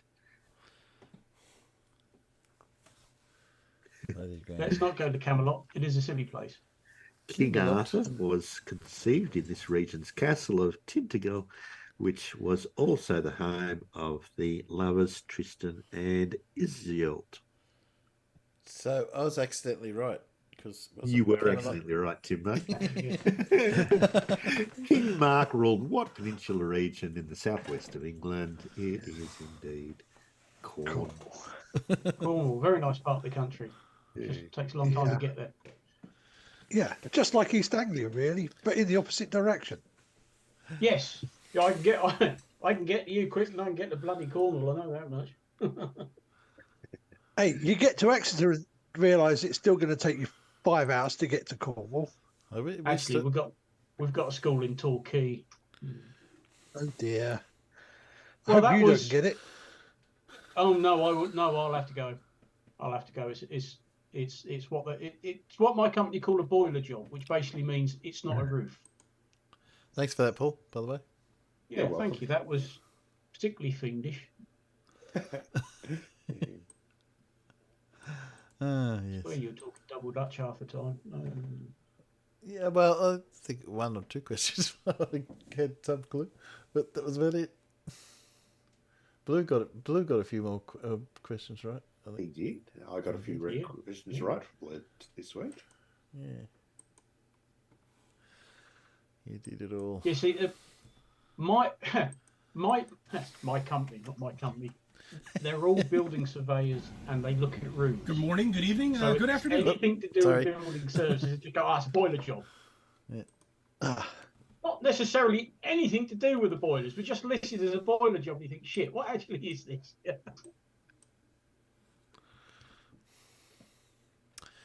Lots of boilers. Yeah, I think that one is actually a boiler job. So. That is. Too switch to Torquay, never mind. Of course, Clive thought the quiz was very, very doable. Yeah, because that's the sort of shit he's into. Yes. You liked it. Funny that. How's it? All right. I'll just push in some right buttons. I've got to get the right button. I want that button. Okay. Now I'm good. So I got some CC to listen to. Just cause. Oh. I like torturing people. Oh, is it time for a cup of tea? Cup of tea. Here you go. You might speed him up a little though.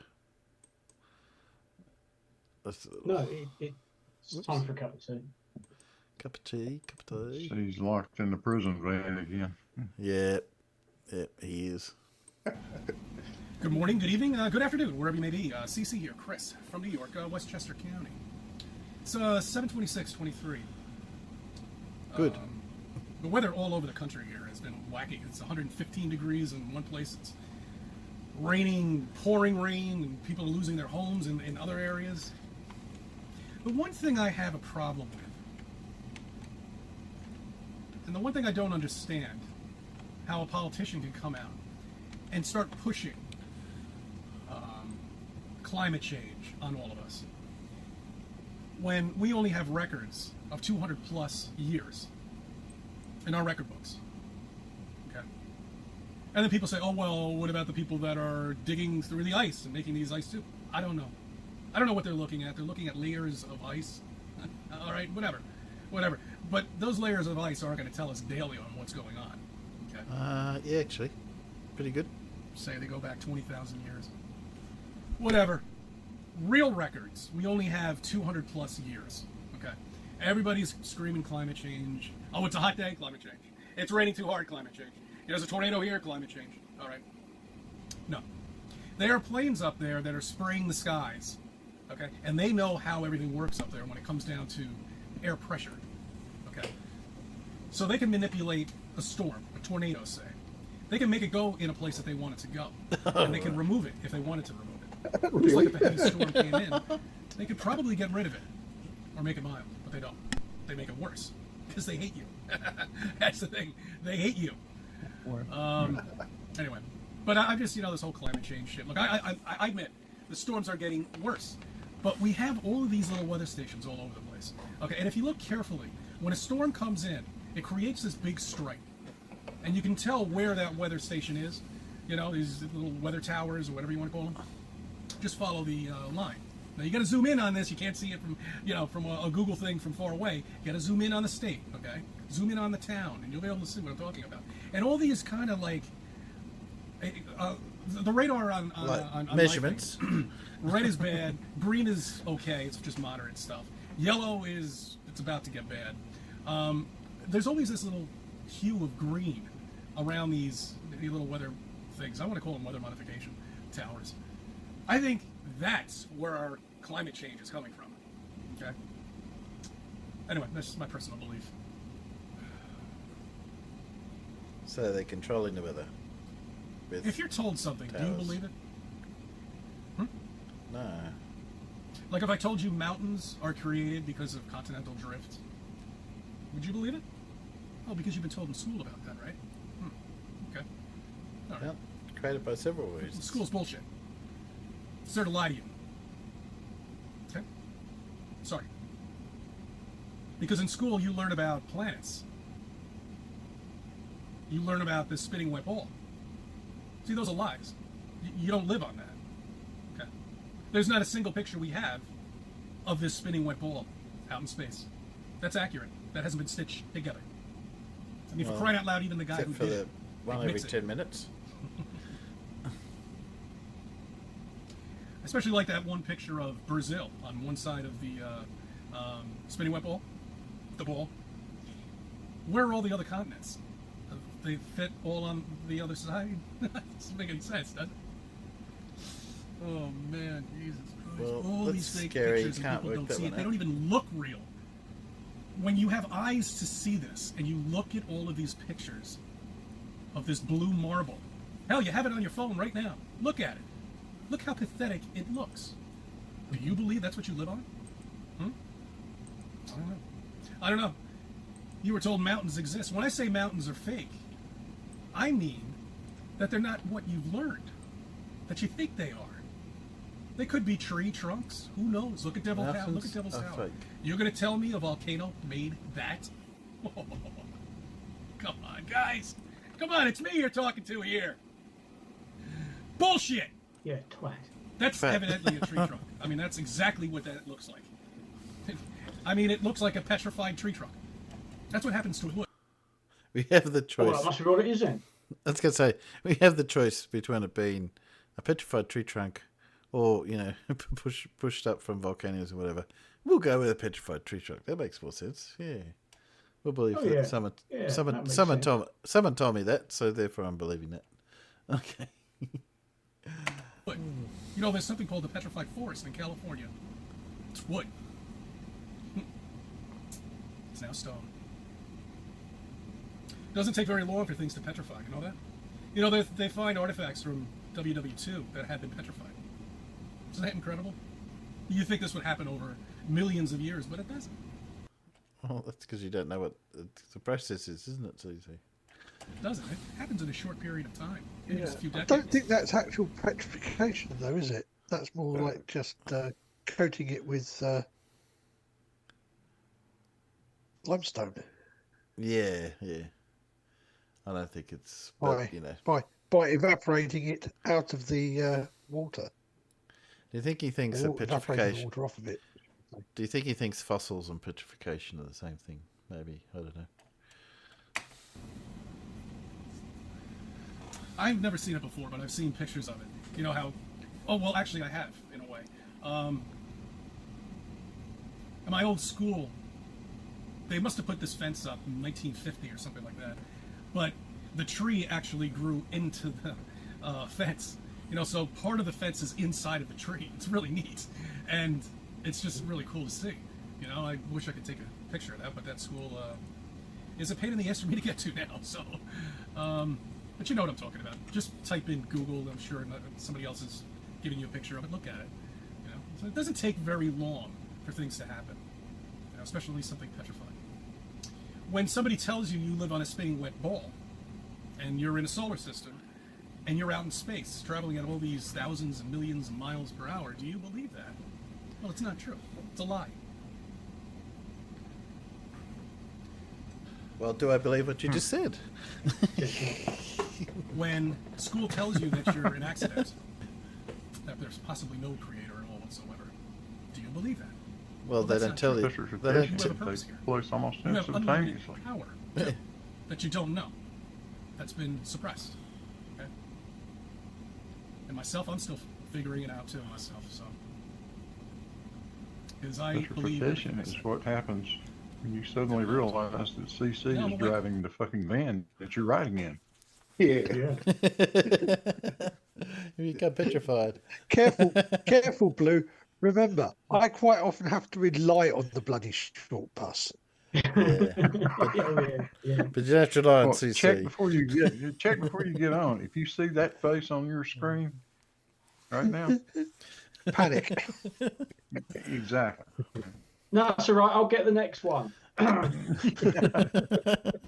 There isn't a next one. Because I know That's the risk I'm ready to take. Yes. I'll just go charge my batteries and we'll see how far the scooter gets me. Oh, the wheelchair. Sorry, electric wheelchair. Get it right. oh, there is a creator up there. Yeah. Yeah. I know we're not alone. I know we have a purpose. Thank you for something. Thank you for viewing my videos. Let me be a part of your life. Sounds like me. Yeah. Timbo, the distinction between mobility scooter and electric wheelchair is actually really important when it comes to getting on the not short bus. That's why I changed, because you had mentioned that before. Yeah. That's the only reason I get kind of, funny about it. Speaking of scooters, I got myself bought one online, secondhand auction. It's a massive thing, weighs, I don't know, it's got to weigh 30 kilos. Then when I say scooter, it's like a kick scooter, electric one. And I've been quite happy with that. It got a range of 95 kilometres, which means I can almost ride to Goulburn from here, which probably mean nothing to any of you guys, but that's like a good hour away. Why would you want to go to Goulburn? I hear it's not necessarily the most salubrious of locations, isn't it? Or am I thinking of somewhere else? Probably not. Well, it is, because that's where I was born and bred. So it produces good people. So there. No, Goulburn's all right. I'm not quite sure where you. I think you might be thinking of Melbourne, maybe. Okay. I've got a couple of quizzes here. I thought since Paul didn't have a music quiz, I'd find a music quiz for us. So we've got about 18 questions here. Right, see you there. Yeah. Make sure we're looking at it. There we go. Okay. Starting off. Which famous guitar brand has a model named a Stratocaster? I think Paul will know this one. Remember, it's Stratocaster or Stratocaster. It is a Fender, yes. Fender. This large wind instrument is used for cultural music by the indigenous people of Australia. I didn't say this was a hard quiz. I didn't say this was a hard quiz. You might not. Well, when I try to play it, a didgeridoo don't. Didgeridoo, yes. Didgeridoo shouldn't, yeah. Yeah, I can't get the cyclic breathing going now. Just can't do it. I've tried a few times. This instrument was patented in 1856 and featured a double reed. It was used to replace the oboes and bassoons in outdoor band music. What instrument is that?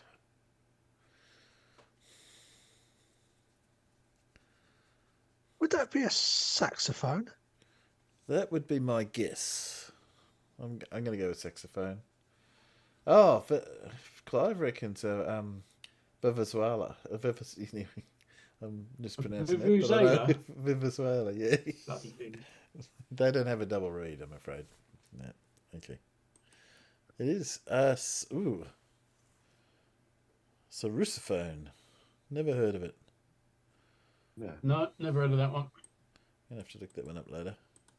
put in my list of things to look up. Oh, focus, Okay. focus. There we go. Yeah. Okay, That's because he's doing stuff. It takes too much let me zoom in a little bit so you can read bandwidth too. from his computer.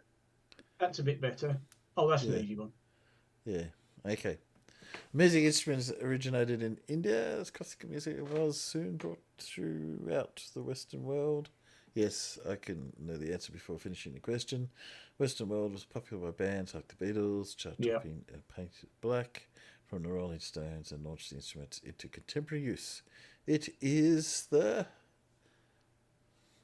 A sitar. sitar. Yes. It is a sitar. Okay. This instrument, I'll just highlight the question. This instrument was a very long tube and has a curved bell towards the end. It's heavily associated with the Swiss Alps. What is it? That would be the Alpenhorn. The Alpenhorn. Mm. It is. Usually situated in front of a wind assembly, this musical instrument shares parts with a flute, but ultimately sounds more like a reed. What is it?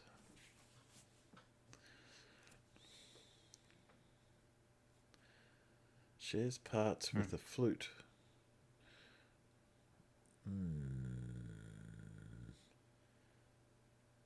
Saxophone? No. Any answers yet? No. No. No one's. A Ricola? No one's got Ricola. Ricola? Is that meant to be recorder? Oboe. Oboe sounds more likely. Yeah, there you go. Oboe. That makes more sense. Yeah. Oboe. Names after the Greek god of wind. This mechanism is played by passing a current of air over its strings. What is it? I don't know. Fleetwood Mac? No. Crazy Flog? No. Passing wind air over. I have no idea. Anyone got any ideas? I can't think of something don't know. that works that way. I haven't got a clue. It is alien harp. I have to look that one up too. Oh, that's what Clive Wells put. Did he? He did too. There you go, Clive. Well done. Yep. He did. I don't even know what it looks like. Never heard of it. Never heard of it. Okay. Complete this lyric from the. Oh, there we go. Got as far as complete this lyric.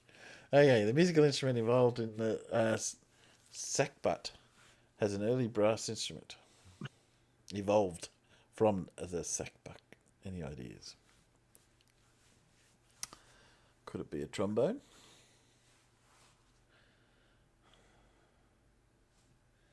If that's going to do that, I'm going to have to blank out the question. Okay. You didn't get 9 though. You gave me answer to 10. Trombone, yes. Typically used for jazz instruments, and Nerd Alert reckons this is trombone. It's saxophone. Sorry, not trombone, saxophone. That's what Nerd Alert said. Sorry, my fault. Okay, this musical instrument gained popularity when it was mentioned in the Canterbury Tales, but has been depicted in art as early as 1000 BC. Its unique appearance makes it easy. It's got to be a bagpipe. Got to be. It's got to be a bagpipe, yes. Associated with bluegrass, folk, country music.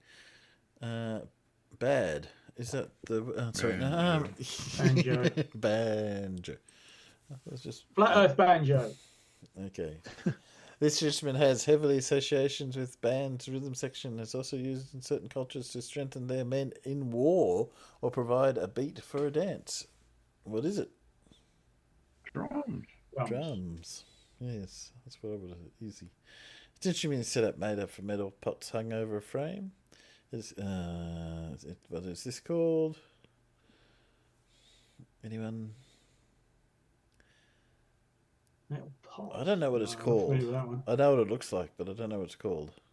It looks like a xylophone that you hit, like hanging down. A rayong. There you go. No, neither me.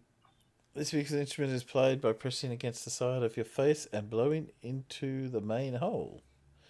The only smaller holes on the bodies can be pressed down on your fingers to achieve different notes. Flute. It's got to be a flute. Does. Yeah. If there are 52 keys on a piano, how many black keys does it have?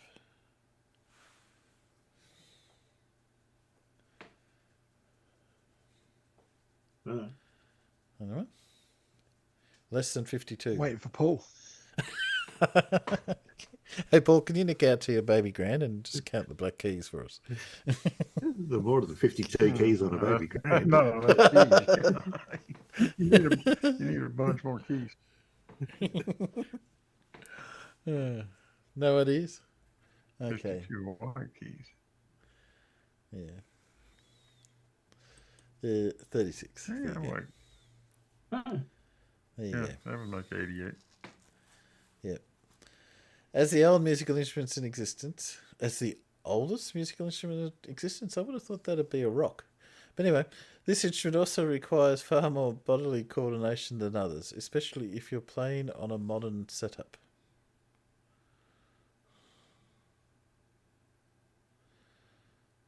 Requires more bodily coordination than others.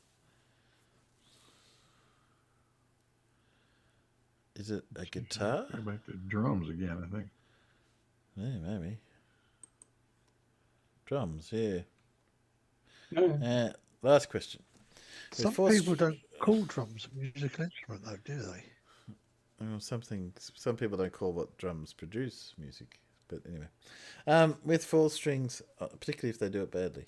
With 4 strings on a ped box, 4 fingerboard, chin rest, and a bridge. Yeah, I think we know what that is. Anyone doesn't know that's a violin, they should answer that question. Human voice. Yeah, human voice might be the earliest musical instrument. I'd accept that nerd alert. Wasn't the answer to that question, but yes. Here we go. Where are you guys? I lost you. You're there somewhere. There you are. I do have another one. Do you want to do the hardest science quiz? I'm just checking the questions to see if they actually are hard. This is another one you found somewhere online, isn't it? Yeah, I said that. We already had a hard science quiz. Yeah. So I'm going to guess it's not going to be very hard. Well, yes. Well, as We've I had said, some of those hard ones, haven't we? yes, I said it was easy because it's more easy for me because I just found them online rather than having to make up real ones. Ooh. Hang on, let's pull it up. Talk about roboting. Roboting. Okay. Easy one first. Earthquakes. What kind of waves are present during an earthquake? Transverse, longitudinal, or both transverse and longitudinal? Both. Both. Okay. What kind of energy does an unlit match have? Thermal, chemical, or kinetic? Unused. Yeah. Doesn't have any potential. Yeah. It has potential. It has chemical potential energy, I would think. Potential chemical energy, I think, is probably what they're looking for. Okay, sorry if I go too far. Which of these is another way to write Newton's second law of motion? F equals ma, F equals m over a, F equals m plus a. I think we know the answer to that one. Yeah? Yeah. Okay. What is called when the light changes direction after leaving a lens? Reflection, refraction, or diffraction? It could be any one of the three. Yeah, it could be, couldn't it? Depends on the design of the lens, because there are lenses that use mirrors. There are lenses that rely just on refraction, and there are also lenses, especially by Canon, that use diffractive optics. Well, I mean, when light passes through a lens, you're going to get some reflection from each surface. Yes. Yeah. So, well, I tick all three. I meant, Because it's Paul, a I meant finite actually size. in the Because it's a design rather finite- than the. Yeah, and because it's a finite size, you're going to get diffraction. Yeah. So somehow I don't think all three are ticked. They're after refraction, though. Yeah. They're after refraction. They That's are the indeed. answer. They are after refraction, yes. Okay. How do you calculate density? You watch a whole lot of FA videos and you say ask the flirt. they are dense. You ask the flirt if I have it. No, you ask the flirt if I have a triangle with sides 1, 1, and 1. To which his answer will be, "This is an egg." This is an egg. Then you know you've got high density. Oh, I've got to make sure. Now I've got to make sure I hit the right one. I had my mouse over here. Oh, mass divided by volume. That's hang on, volume divided by... Now I've mixed myself up. Volume divided by mass. Oh, come on, Timbo. Yeah, we're not going to help. Come on. Okay. Sorry. Well, sorry, you can't see the question. Get back up here. Okay. When you leave the wine exposed to air, ethanol reacts with oxygen to form what? And your choices are ethanolic acid or ethanol accelerant. Ethanoic acid. Yeah, thanks. There you go. Thanks. Same me trying to say it. Or vinegar. Or vinegar, yeah. Yeah. Iodine is used to test what substance found in potatoes. Glucose, starch, or proteins? Starch. Starch. I would have gone with starch. Okay. How long does it take for the caffeines in coffee to fully kick in? I don't know the answer. Not bloody long. Not quick enough. I don't drink coffee, so. What do you reckon? 20 minutes or an The problem hour? is I've drunk so much caffeine it really doesn't do anything anymore. I'm guessing an hour, but who knows? What do you reckon? Coffee drinkers, let me know. Quick. Don't actually know what the figure is. I'm thinking sooner. Sooner? Okay, we'll go sooner. There you go, 20 minutes. Yeah, that looked like it. Okay. Which nutrient contains more calories per gram? Fat, protein, or alcohol? That's a harder question. Well, harder for me because I don't know the answer. I wouldn't call alcohol a nutrient, but I would think that might be the right answer. Alcohol? I would have guessed alcohol because it's a trivia question. It's usually the one that seems a bit weird. It is fat. There you go. Which food has more calcium per gram? A kale or whole milk? Oops. I bet it's kale. Yes. Is it true or false that we only use 10% of our brains? That's false. It made for a good film, but total bollocks. Well, that might be an average, because if you take into account the flat earthers and normal people, well, then the average there would be about 10%. 10%? Yeah, 10% of the brain? Yeah. Enough for the mouths. Enough for them to shout on Discord. Yeah. Okay. Which part of your brains deal with hearing and language? Temporal or occipital? The other one. That's what I'm trying to. That's what I was trying to get out. It's that one. Is that one? Yeah. No, temporal.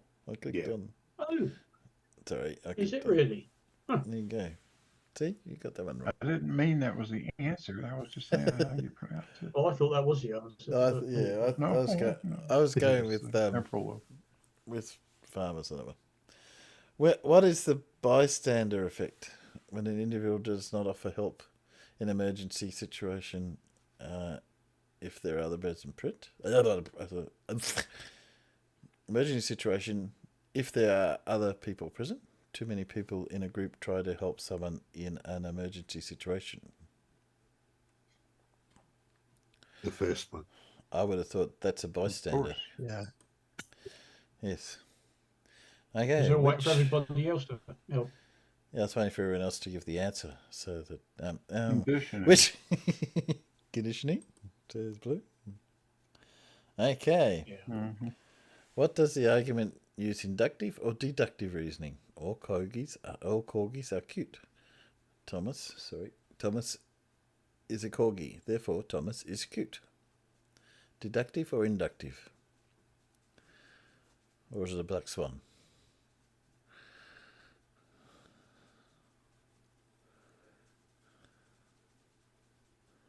Any answer will do, except the correct one will be better. I think it's inductive.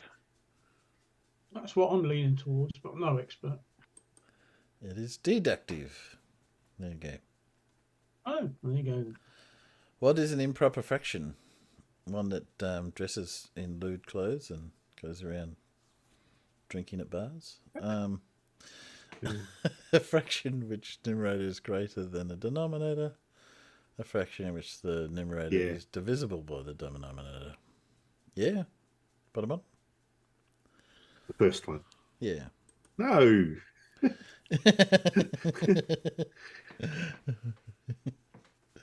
Okay, moving on. What the fuck is this now? Was this written by someone who watches bed?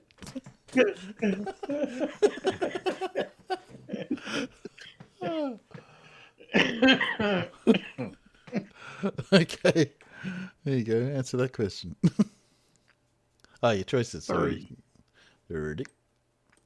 40, you mean? What? It's 40. Yeah, because if that's 130 degrees, then the angle inside the triangle is 50. 50, which makes the angle 40. Ooh, wait. 50 and 90 from 180 leaves 40. Got it? Right. Right. It's all right. Yeah. When I 4... can't subtract. When x equals 4, what is the value to x minus 3? There you go. You can do this one, Blue. Get this one right. There you go. 25. 25. 25. 5 squared. Okay, solve the simultaneous equations. 3x plus y equals 10. Roll it up where we can see it. Oh, sorry. I'm looking at a different screen, so I've sort of cropped it down for the YouTube one. Okay, solve this. 2. X equals 2. There you go. 2, yeah. 2 and And, y but equals 2. that's not the whole solution. Yeah. So there's 2 possibilities. Well, it has to be. Well, it has to be. So roll it down a Yeah, bit. come on. Equal 2. Y equals If 4. X equals 2, then what does Y have to equal? Yeah. 4. Come on. Yeah. Yeah, good. Remember, you guys are doing the quiz. I'm just clicking the buttons and getting them wrong. Sorry, this one's a little bit off the page. Give me a second. I just want to fix that. Oh dear. I'm getting the idea that one of those is going to be a right angle. It's supposedly a right angle in there.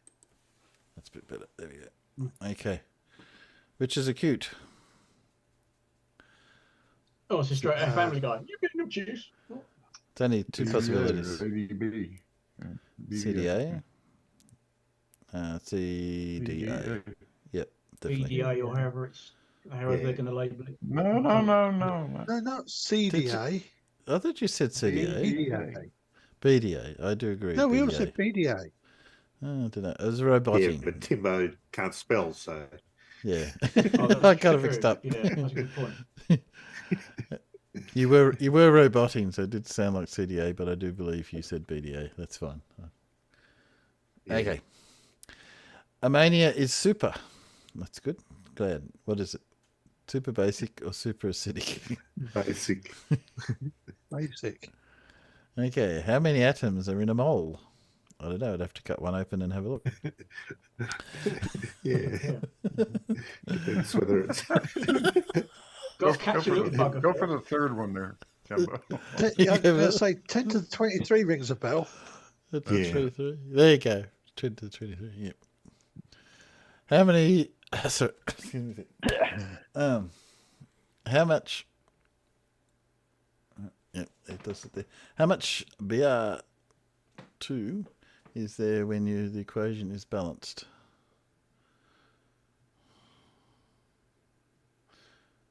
Whoops, ads sneaking in there.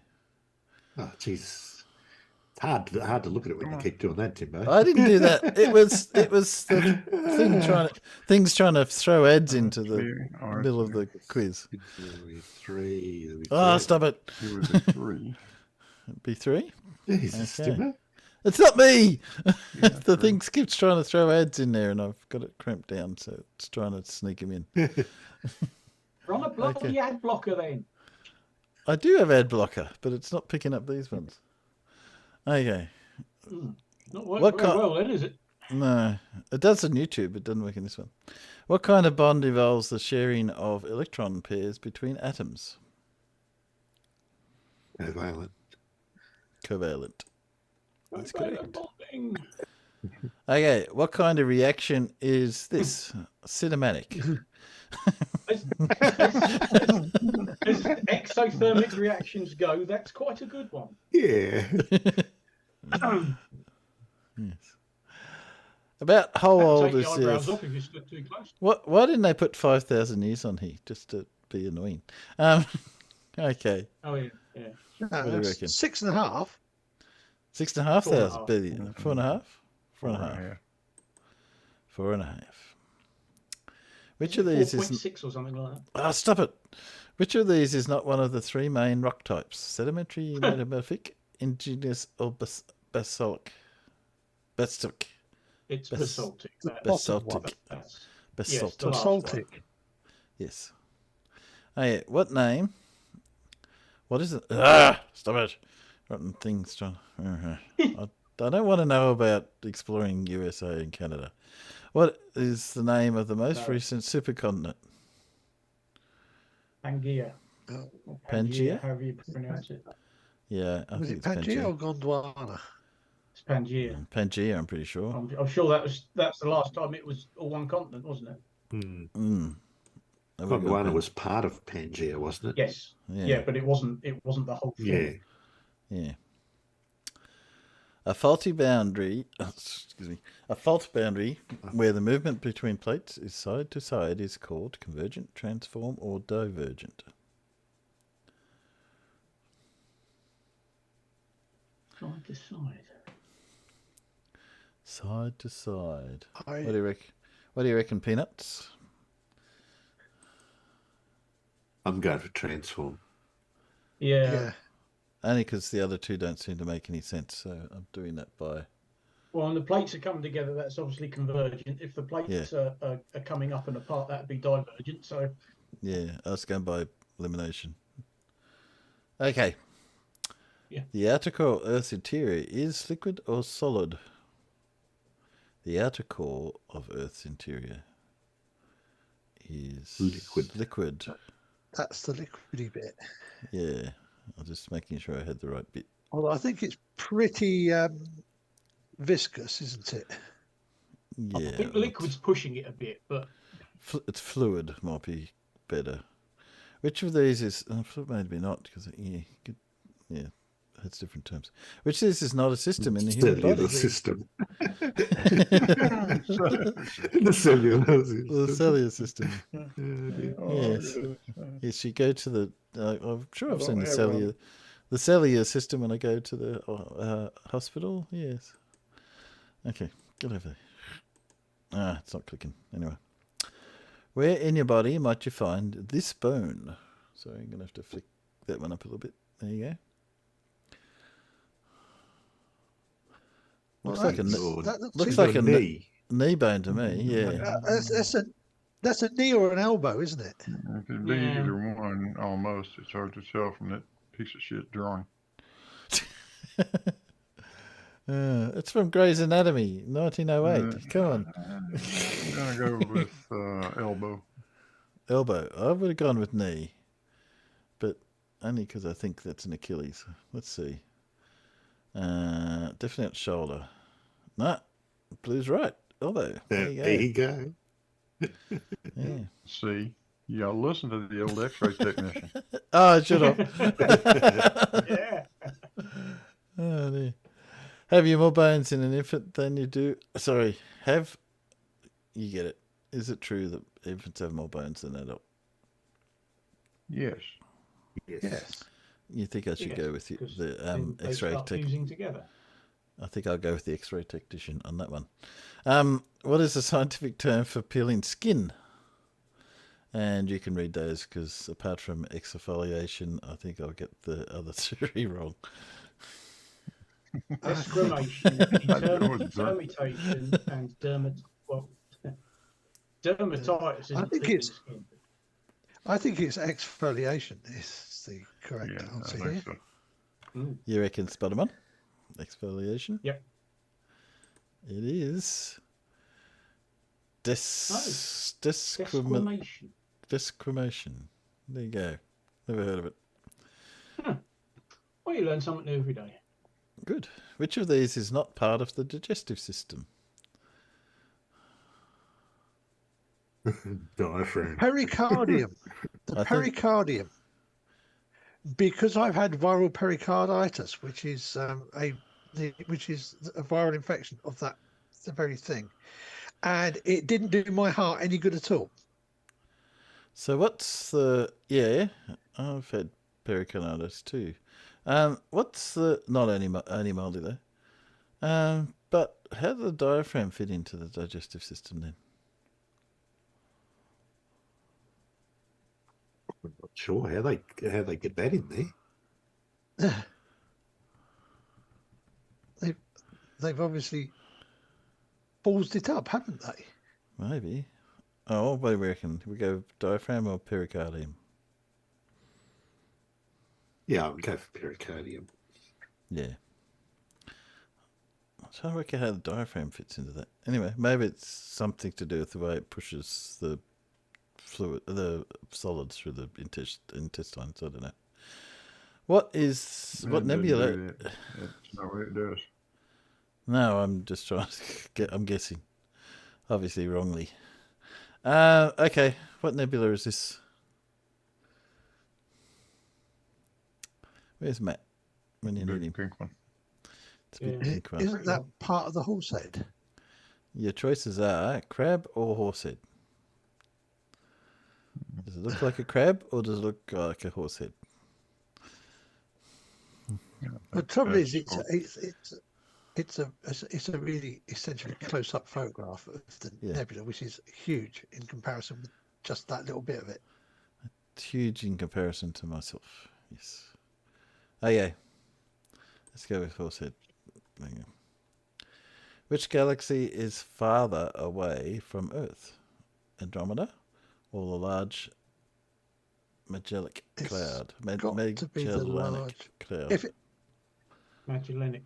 Magellanic. The large Magellanic, because Andromeda is the closest other galaxy apart from the one we're in.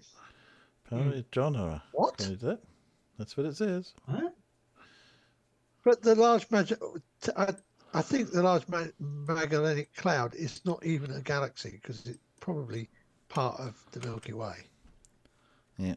Okay. Maybe that's what they're trying to trick you with. Which solar system planets have rings? Saturn and Jupiter. Saturn, Jupiter, Uranus. Saturn, Jupiter, Neptune, and Uranus. The last one. Yep. I think all the gas giants have got them, haven't they? Yep. How did it take New Horizons to reach Pluto? How long? Sorry. 9 years or 19 years? 9 years. Yeah. Okay. Which moon of Saturn has a methane cycle? Mimas, Enceladus, or Titan? Enceladus. Enceladus. The one that starts with E. Enceladus. There's probably several that start with E. But anyway. I thought Titan had got. Yeah, I'd go. I might be wrong. Yeah, But I'd go. gut says Titan. Yeah. Titan. It's the largest. Yes. Okay. What is the word for an animal that is active at dusk and dawn? I've done this several times. Okay. Crepuscular. Crepuscular. Crepuscular. Yeah. Crepuscular. Okay. What is the percentage of an animal species are invertebrates? 25, 50, 90, or 95?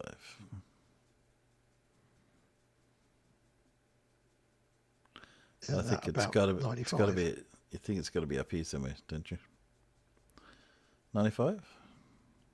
I think it's either going to be 90 or 95. I think so. Yeah. It's bloody high. Yeah, there you go. Okay. Which of these is actually a dinosaur?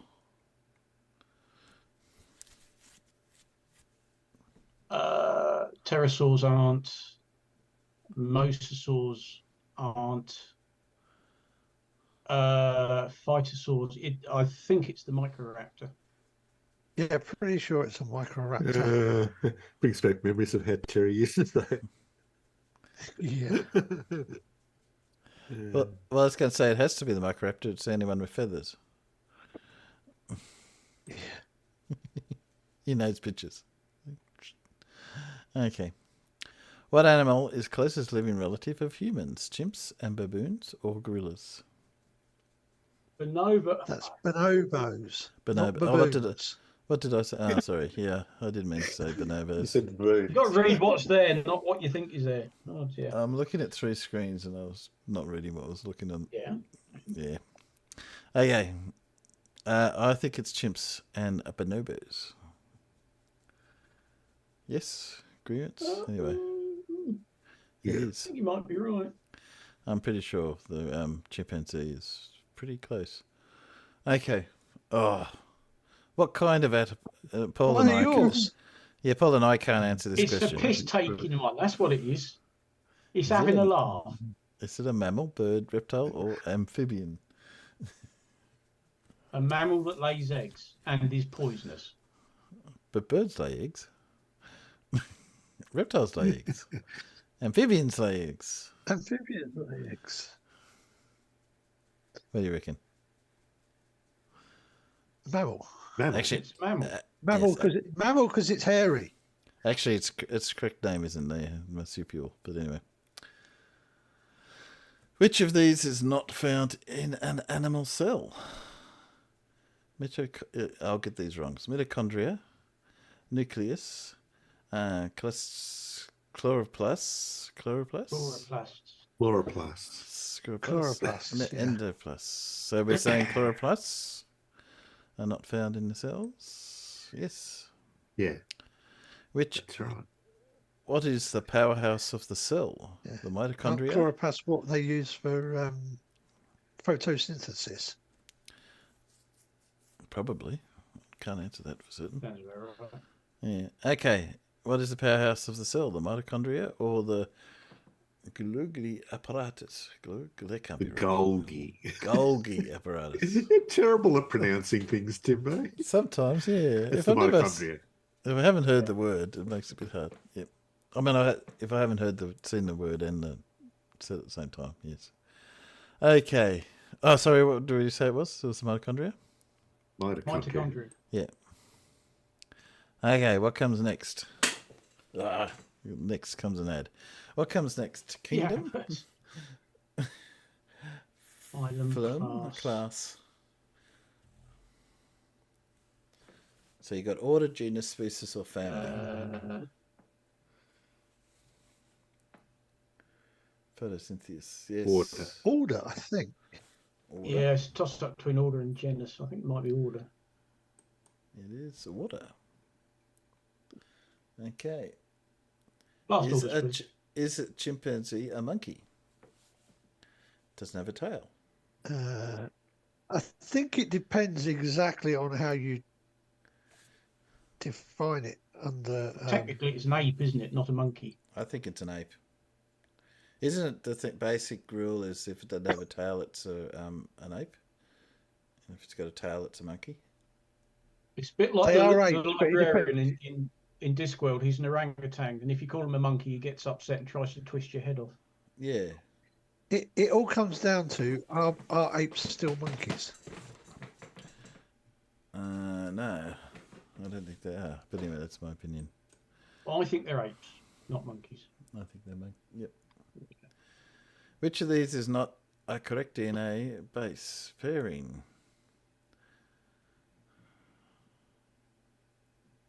I don't know. Don't know. Anyone? Someone else? The middle one. The middle one? There you go. Is that it? Yes, that's it. There we go. Oh, there we are. Thank you very much. So that was the hardest quiz you will ever see. You can't see it, but according to the Yeah, we've had these. This is the hardest quiz you've ever sat before, haven't we? Yeah, that's what I type in, and that's what it says. So the hardest quiz you will ever have. Yeah, that's totally nice. Dear. So what have we got? Allegedly. So I've got in here that I've got to look up what a saxophone looks like, because I had no idea. That was from the music quiz. Oh, that was it. According to monophyletic taxonomies, chimpanzees are still monkeys. Okay. Oh. Well, that's not what that quiz said. So. I know, because apparently it's a relatively new-ish thing in taxonomy. Okay. And that, okay. Yeah, we come under king. Yeah, we come under animal. It doesn't matter what we change into; we'll always still be animals. Animal. Okay. Okay, for those that wanted to know, which is probably none of you, but I needed to know, what a saxophone looked like. This is a saxophone, which looks a bit like a long saxophone, but very long saxophone, but a bit like a bassoon. Anyway. There you go. Oh, sorry, that may be too small. Let me there you go. Pick an image. Like there's a saxophone club. Okay. Yes, Clive Wells. I've been watching Aaron Ra. I liked his series on taxonomy. Taxonomy. Oh, thank you, That's Paul. easy for you to say. It is. Oh dear. Come on, I'm nearly as good as Timbo at mispronouncing stuff. Oh no, you're nowhere near me. You got a long way to go. Bloody fly. I do have a couple of flirts, but I don't know if I feel like listening to flirts at this time of night. Because I've got down here, I've got a Leo one, which is basically him going crook at the people going crook at him, because he got the idea of the 90% of the population in daylight challenge. People, yes, basically he's not accepting it. And I've got Flatsoid, and he's just annoying. So. And I've got an Everett. Let's put an Everett on. It's the right time of night for an Everett.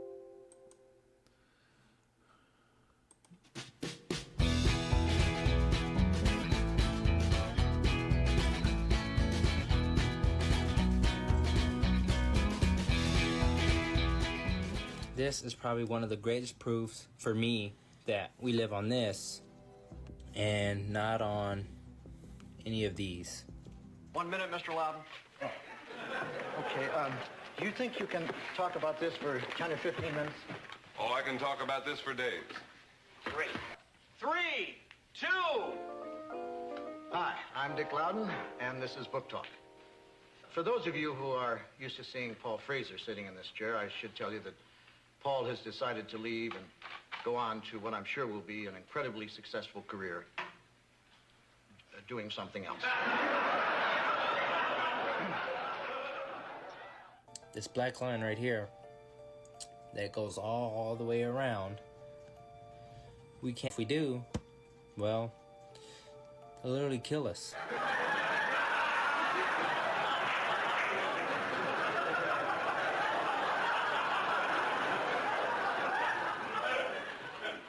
What?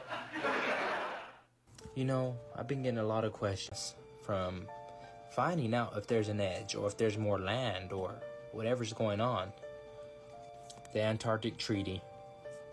Of course, I would not be making these claims without documented proof.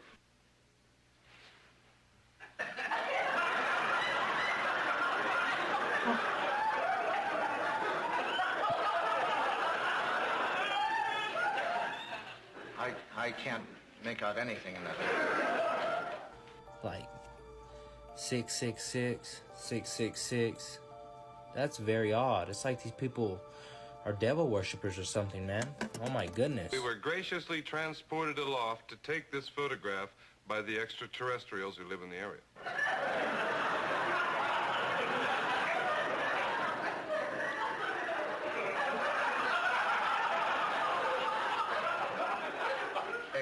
Extraterrestrials. That's right.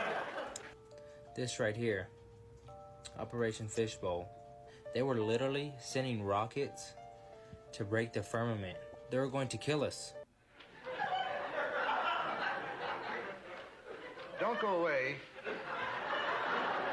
Not that you would. We'll be right back after this word from our sponsor. And we're into commercial. Right, okay, great. Yes, Dick. Michael Howard. And well, they found out that they couldn't break it because God made it. I'm sure that you'll have to admit that you've made some extraordinary claims, and at the risk of sounding realistic, it seems to me that we would have heard about it before this. Well, not from me, Dick. These are the Georgia Guidestones. Well, if you were to look through that hole, you would see Polaris, our North Star. How could we be traveling in all these different directions, traveling infinite distances, and that star remains in that hole? The government is trying to kill me. Obviously, when I say government, I mean specifically the CIA. They know that if this information were to get out, it would panic the public. But you're not hiding now. Well, Dick, I didn't feel I could pass up an opportunity to speak on television.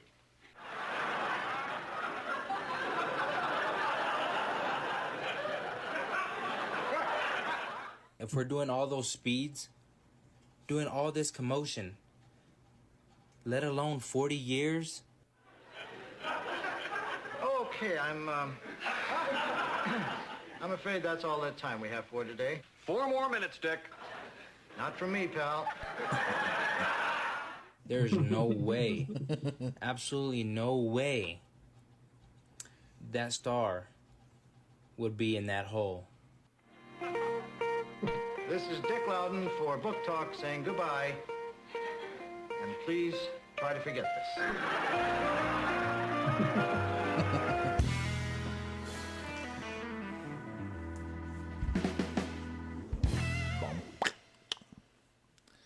There we go. Yeah. Yes. Well, coming to an end, I think, of tonight's show.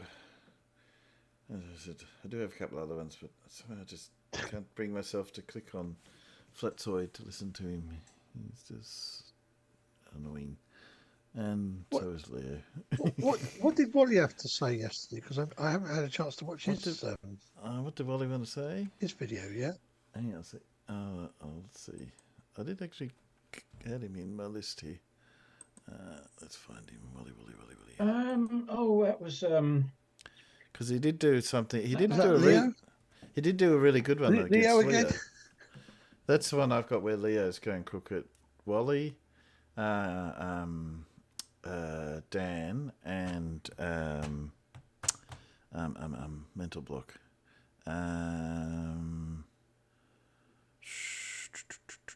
What's his name? What's his name? The other guy who likes to pick on Leo. Dave McKeegan. Yeah, that's what I'm thinking of. Dave McKeegan? Yeah, that's him. So Wally did one. Yeah. So I've got Wally's. Where's Wally's? Can't find him. Where is he? He must be around somewhere. Why can't I find him? There he is. I've lost him. There he is. Video. Flat Earth Observer.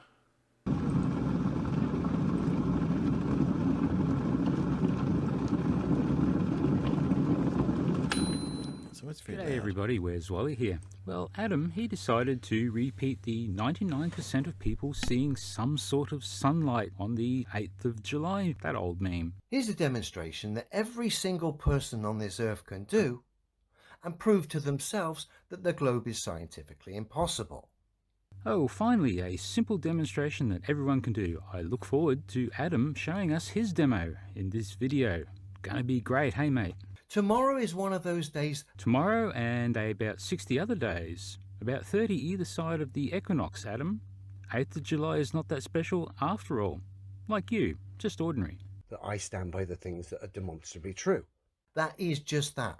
Impossible if the earth was a globe.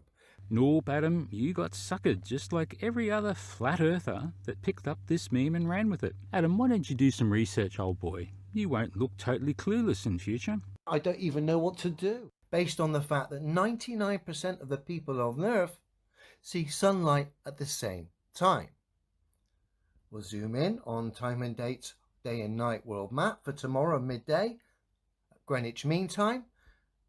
You can see the sun's position above North Africa, and we can also see the sunlight across the Earth here. We can see Russia, all across Russia, all across Europe, all across to North and South America are pretty much in daylight. See, there's another mistake you made, Adam. I don't mean saying north either. North America is only half in sunlight. Now, you don't really understand what this graphic is telling you, do you, Adam? Dear, oh dear. But I'm sure, Adam, you will be pointing it out in your upcoming demo. Hey, Adam. I don't even know what to do. Take note of the sun's position above North Africa. And then we'll line up the globe Earth with North Africa right in our field of view there, right in the middle. We can't see America, North America. We can see a tiny bit of South America. And we can't see a lot of Russia. Get your globe out. This is absolutely impossible on a ball. Adam, actually it is. Did you try it? Please tell me you did a demo. I don't even know what to do. You wanted to be called the demonstrable realist, but somehow or other you keep not doing demonstrations. I bet you didn't do it. Well, I did. Test this with a torch. Okay, I did one. And your globe Earth and see if you can make this work on your globe Earth. Well, I used the car headlights as you need to be a long way away to closer approximate the near parallel light from the sun. I can tell you now, it's not gonna happen. Yep, I did, and yep, it works perfectly fine, Adam. Can't wait to see how you did it.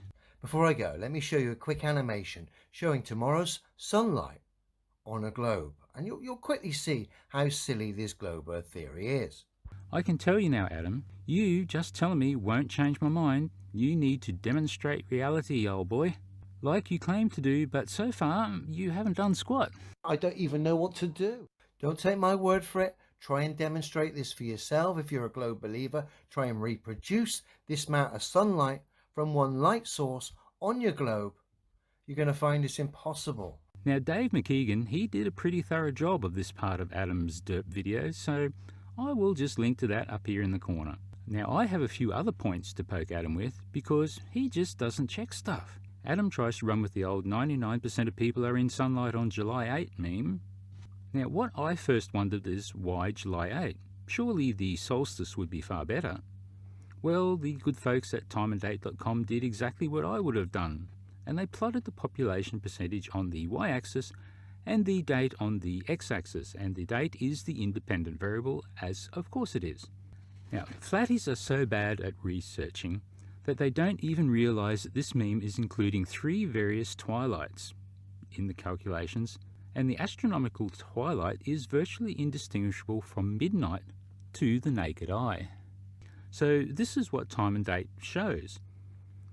The places that can see the sun above the horizon is this, and what is included in the 99% of the meme is this. And the last thing to note that even in winter, the percentage is more than 75%. I've got very basic understanding, so you might have to bear with me. Now, I also want to slap Adam with a fail for his non-demonstrating of reality here. That I stand by the things that are demonstrably true. Adam tells his disciples to go and do this if you have any doubts, but Adam was so bone lazy he didn't even get off his butt and do it himself. But of course I wonder why. I've got very basic understanding, so you might have to bear with me. Look, pay particular attention to the side profiles showing the sunlight, remembering that only half the globe Earth faces the sun at any given point in time. Well, what I did do that you didn't do, Adam, was this. I got my globe, and well, with the car light directly above the sub-solar point, let's have a look and see what we see. Oh, that matches the terminator very nicely. I also put some tape around my globe along the twilight terminator, and it looks like it's dividing the globe rather neatly in half. It always will. Oh, quick sidebar. Suck it, Eddie. Fancy saying I didn't do a demonstration. I guess that was Adam you were thinking of. Adam said to do it. I did it. Adam didn't do it. I also looked at sat flare. Here you can see this same terminator, and it's a nice great circle dividing the Earth into night and day. And a fun fact, for the 13th to 15th of July, you could see the ISS at midnight in the Northern Hemisphere, as the ISS orbit was almost directly above the terminator. This means that at midnight, the ground below the ISS is dark, but the ISS is still high enough and is getting sunlight that is sneaking over the North Pole. Suck on that one, flatties. Well, yeah, enough and of it's Adam. really bright here, often in the UK at that time of night. Okay, this is the moment where you go, what the? Look at this. Chewing gum. Play.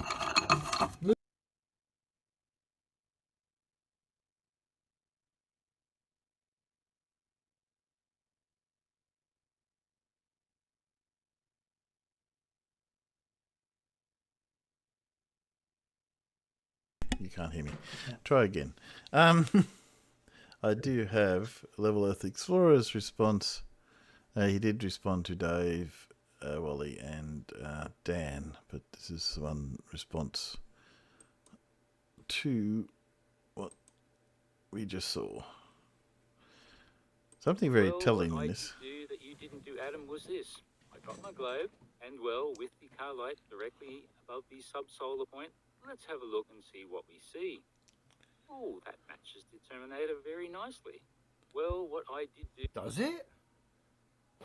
Didn't look like it to me. I'll tell you what we'll do, what? We'll have a little gander at this shot, showing the American side of the globe. And then we'll have a little gander at this shot, showing the Russian, Chinese side of the globe with the terminator. I've taken snapshots, and then we'll compare it to what time and date are showing us. So you guess where this is going. Okay, on the right we've got a snapshot from the propaganda video we've Yeah. just seen. On the left I've got a snapshot. You won't from the actually time see and date the world map astronomical showing the twilight given day, bit the sunlight because on it's that too given day much. for the region we're looking at.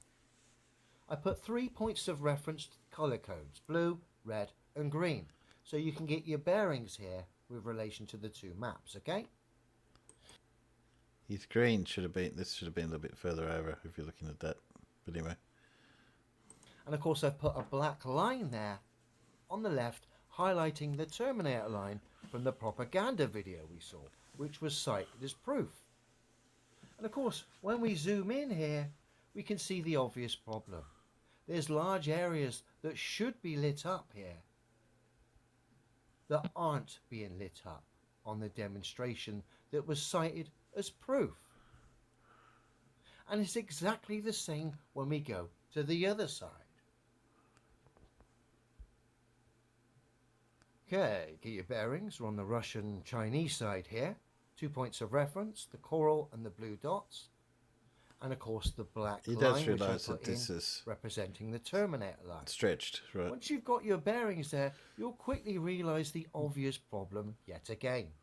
As we can see, there's massive areas here that should be lit up that aren't being lit up on the demonstration, highlighting how Yeah, he doesn't. It's stretched. It's Makeda. silly this globe Earth Yeah. theory is. Also, I believe that while he hasn't quite got the globe tilted over quite far enough, Yeah, because that indicator that he's got sticking out the surface is pointing upwards slightly, and I noticed there was a slight shadow behind it. yeah. But I in the mean, video, yeah, Leo's been. but it's close enough. Yeah, it's close Leo's- enough for a demonstration, isn't Yeah, it? Leo's been a bit dishonest here because obviously, on a globe, that line here would end up being roughly parallel to his line there. So it's not swaves that are. It's just wrong. Again, this is a globe representative citing a practical reference trying to defend it, but all he's done is highlight how silly it is. How anyone can claim a result here from what we've been Which shown. is, I think, Dave, and that might be in this one. Didn't Dave place or somebody place the map, the actual map over the? I'm sure I've seen someone do that.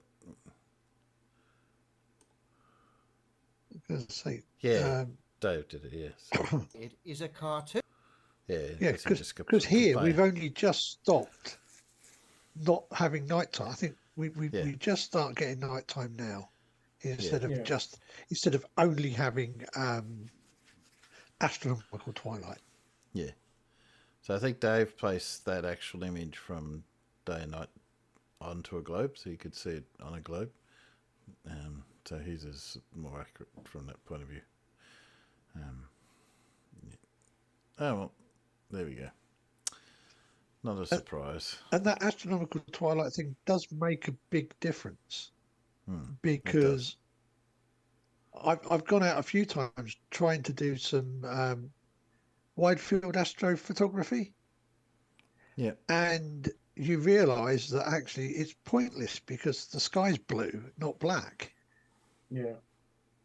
The sky's quite bright. You know, when you're talking a high ISO and a 30-second shutter speed, well, you can't actually do maximum ISO and a 30-second shutter speed because it's overexposed. No, that's right. Oh, with that, I think I'm going to call it a quits for the night, guys. Thanks for coming. I'll say good night to the Peanuts. Thanks, Peanuts, for coming. Sorry about a little gafoo at the start. And and the other times where I mispronounced pretty much every word that I was put in front of me tonight. But but anyway, and we'll catch up to you guys while I'm finding the right button to push. Want to say goodnight to the Peanuts. Good night, Peanuts. Good night, Good night, Peanuts. Peanuts. Oh, I just call your there you go. attention to Nerd Alert's post there. Google Earth limits viewing distance to 10 Earth radii. That would show 45.45% of the Earth's surface. Yeah. Yeah. Okay, guys. We'll catch you next week. Oh, Right. Wednesday probably. See you then. Bye. And we're out, according to